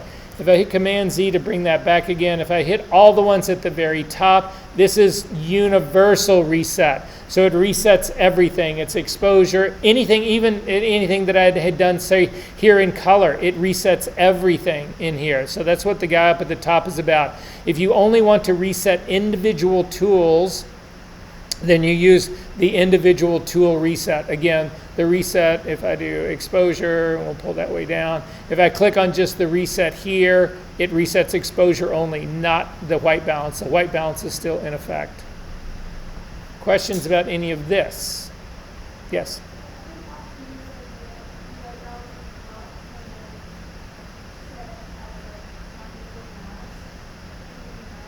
No. That's how we're actually set in here in this one. So if you click on the camera part right here, and we look at the camera drop down right here, this little tool right here is identical to this one. So it's the same one. It's easier for me to pick this one than it is to go up here to pick this one, but it's the same tool. And then all of the adjustments down here, again, the ICC profile, all of the other stuff, the color, all of this is all being copied from the last. So all the adjustments. So if I white balance this one and then shoot another picture, it will then inherit this white balance. So you're doing it the correct way. While we're on that subject though, actually I need everybody to come up to this tool that's up at the very top, click on this drop down menu. There's a lot of tools in here that you can pick. So you can pick your shadow level, you can do all of that. I don't know anybody who uses any of these tools up here, but I know everybody who uses these down here. So I want everybody to come down to the Add Color Readout. And when you do that, your cursor will change. It'll look like this little icon that's got a plus on it. And I'm going to come down to my little white to my white patch right here. And I'm going to click once, and you'll see it puts out a color readout. And in this case, mine says 238 red, 236 blue. I'm sorry, green, 231 blue, and 236 for my white exposure for my luminosity for the tonal part of this. I can throw another one down here. I'm going to look for a real highlight on her sweater, so I'm going to throw another one down here. And you can see this gives me another readout here. I'm going to do another one on this skin right here. I'm going to look for a highlight on the skin because this is a Caucasian skin tone. I'll show you why that matters to me right now. So I'm going to put another one down here. So this will leave readouts. And as you go to your next file, the readouts stay. They don't go anywhere. They stay exactly where they are. Again, I'm zoomed in on this part, but relatively speaking, they stay exactly where they are. They don't move in all of this regard. So I'm going to go back to this part right here. What is this telling me? Looking at these numbers right here, what can you tell me from just looking at these numbers? And how am I underexposed or overexposed? Underexposed. By how much? We don't really know, but we can find out. Again, go back to your exposure tab. We're going to grab the exposure and I'm going to start to bump it up. And what am I really looking for here as I start to bump this up? I'm looking for the readout in my white patch right here to be between 245 and 250. What am I looking at here on this highlight on this person's skin?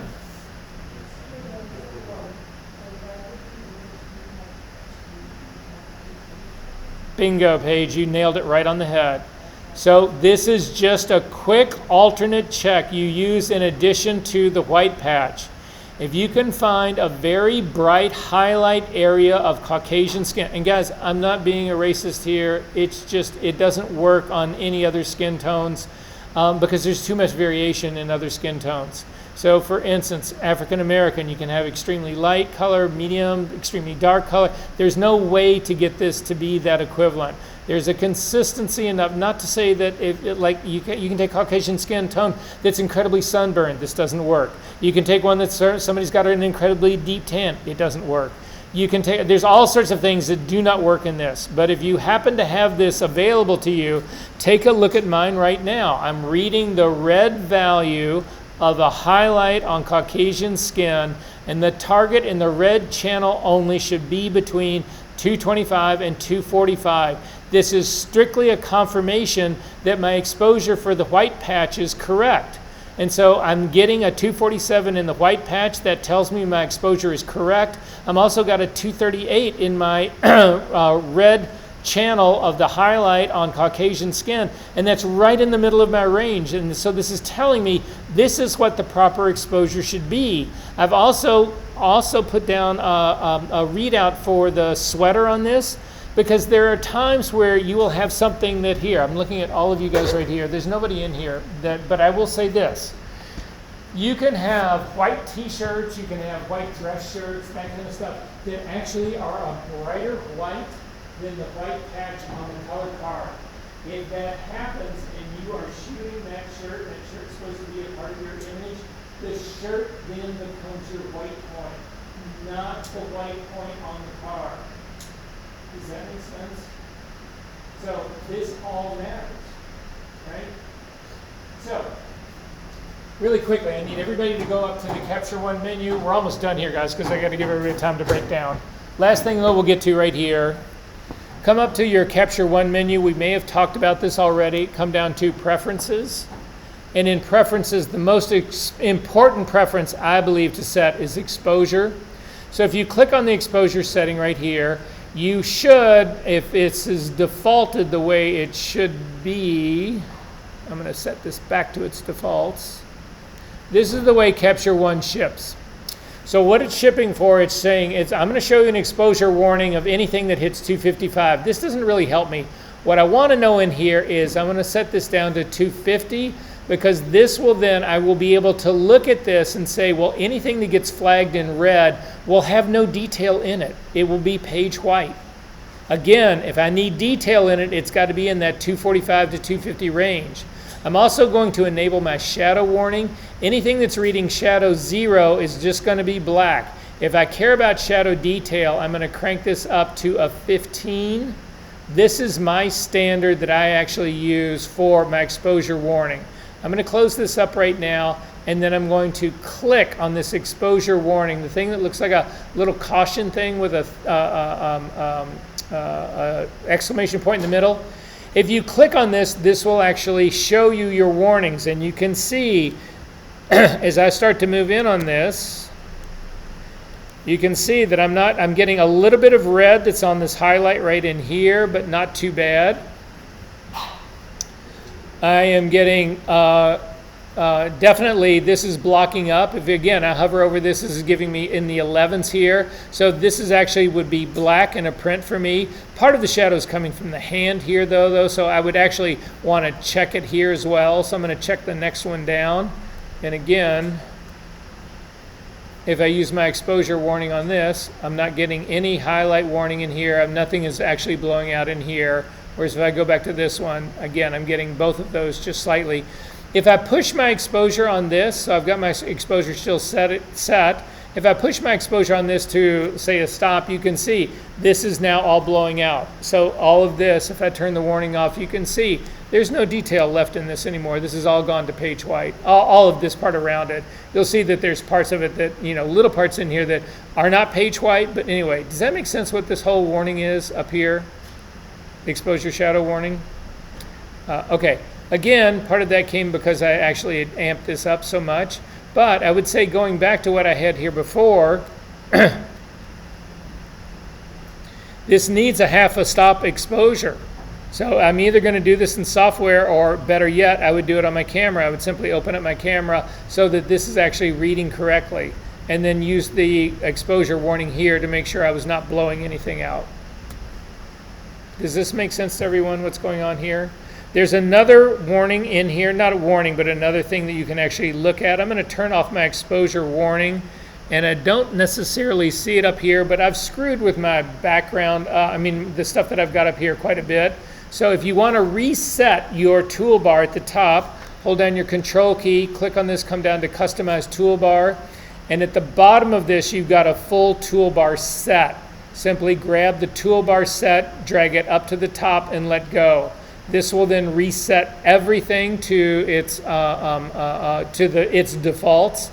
To add, though, what I'm looking for right here, I'm looking for a focus warning on mine as well. So, reset exposure. Oh, focus mask right here. So I'm going to grab my focus. I'm going to get rid of a spacer right here. I'm going to grab my focus mask right here and drag this up and let go and say done. Now when I click on the focus mask, anything that gets hit in that light green is considered in focus. So if you take a look at it right now, it's telling me that the top of her eyelids, that the front of her mouth, that all of these are actually in focus. Focus setting is also got a control. So if we come over here to preferences, you can actually look under focus setting. You can actually fine tune this. I typically always go by the defaults. If you don't trust the defaults, you can say defaulting right here and then go back into this, and I'll say okay to that, and then click on my focus mask again, and you can see this is the area that it actually believes are in focus. So it's just another way to check. Again, it all has to do with contrast, perceived contrast. Questions about any of this? Okay, this gets us through the exposure panel, this gets us through the tools, it gets us through library and camera settings. All we have not really done yet now is color correction and styles, which we will leave for almost the last part of the semester. So I'm going to stop the recording right now. I just want to talk about a couple things else really fast.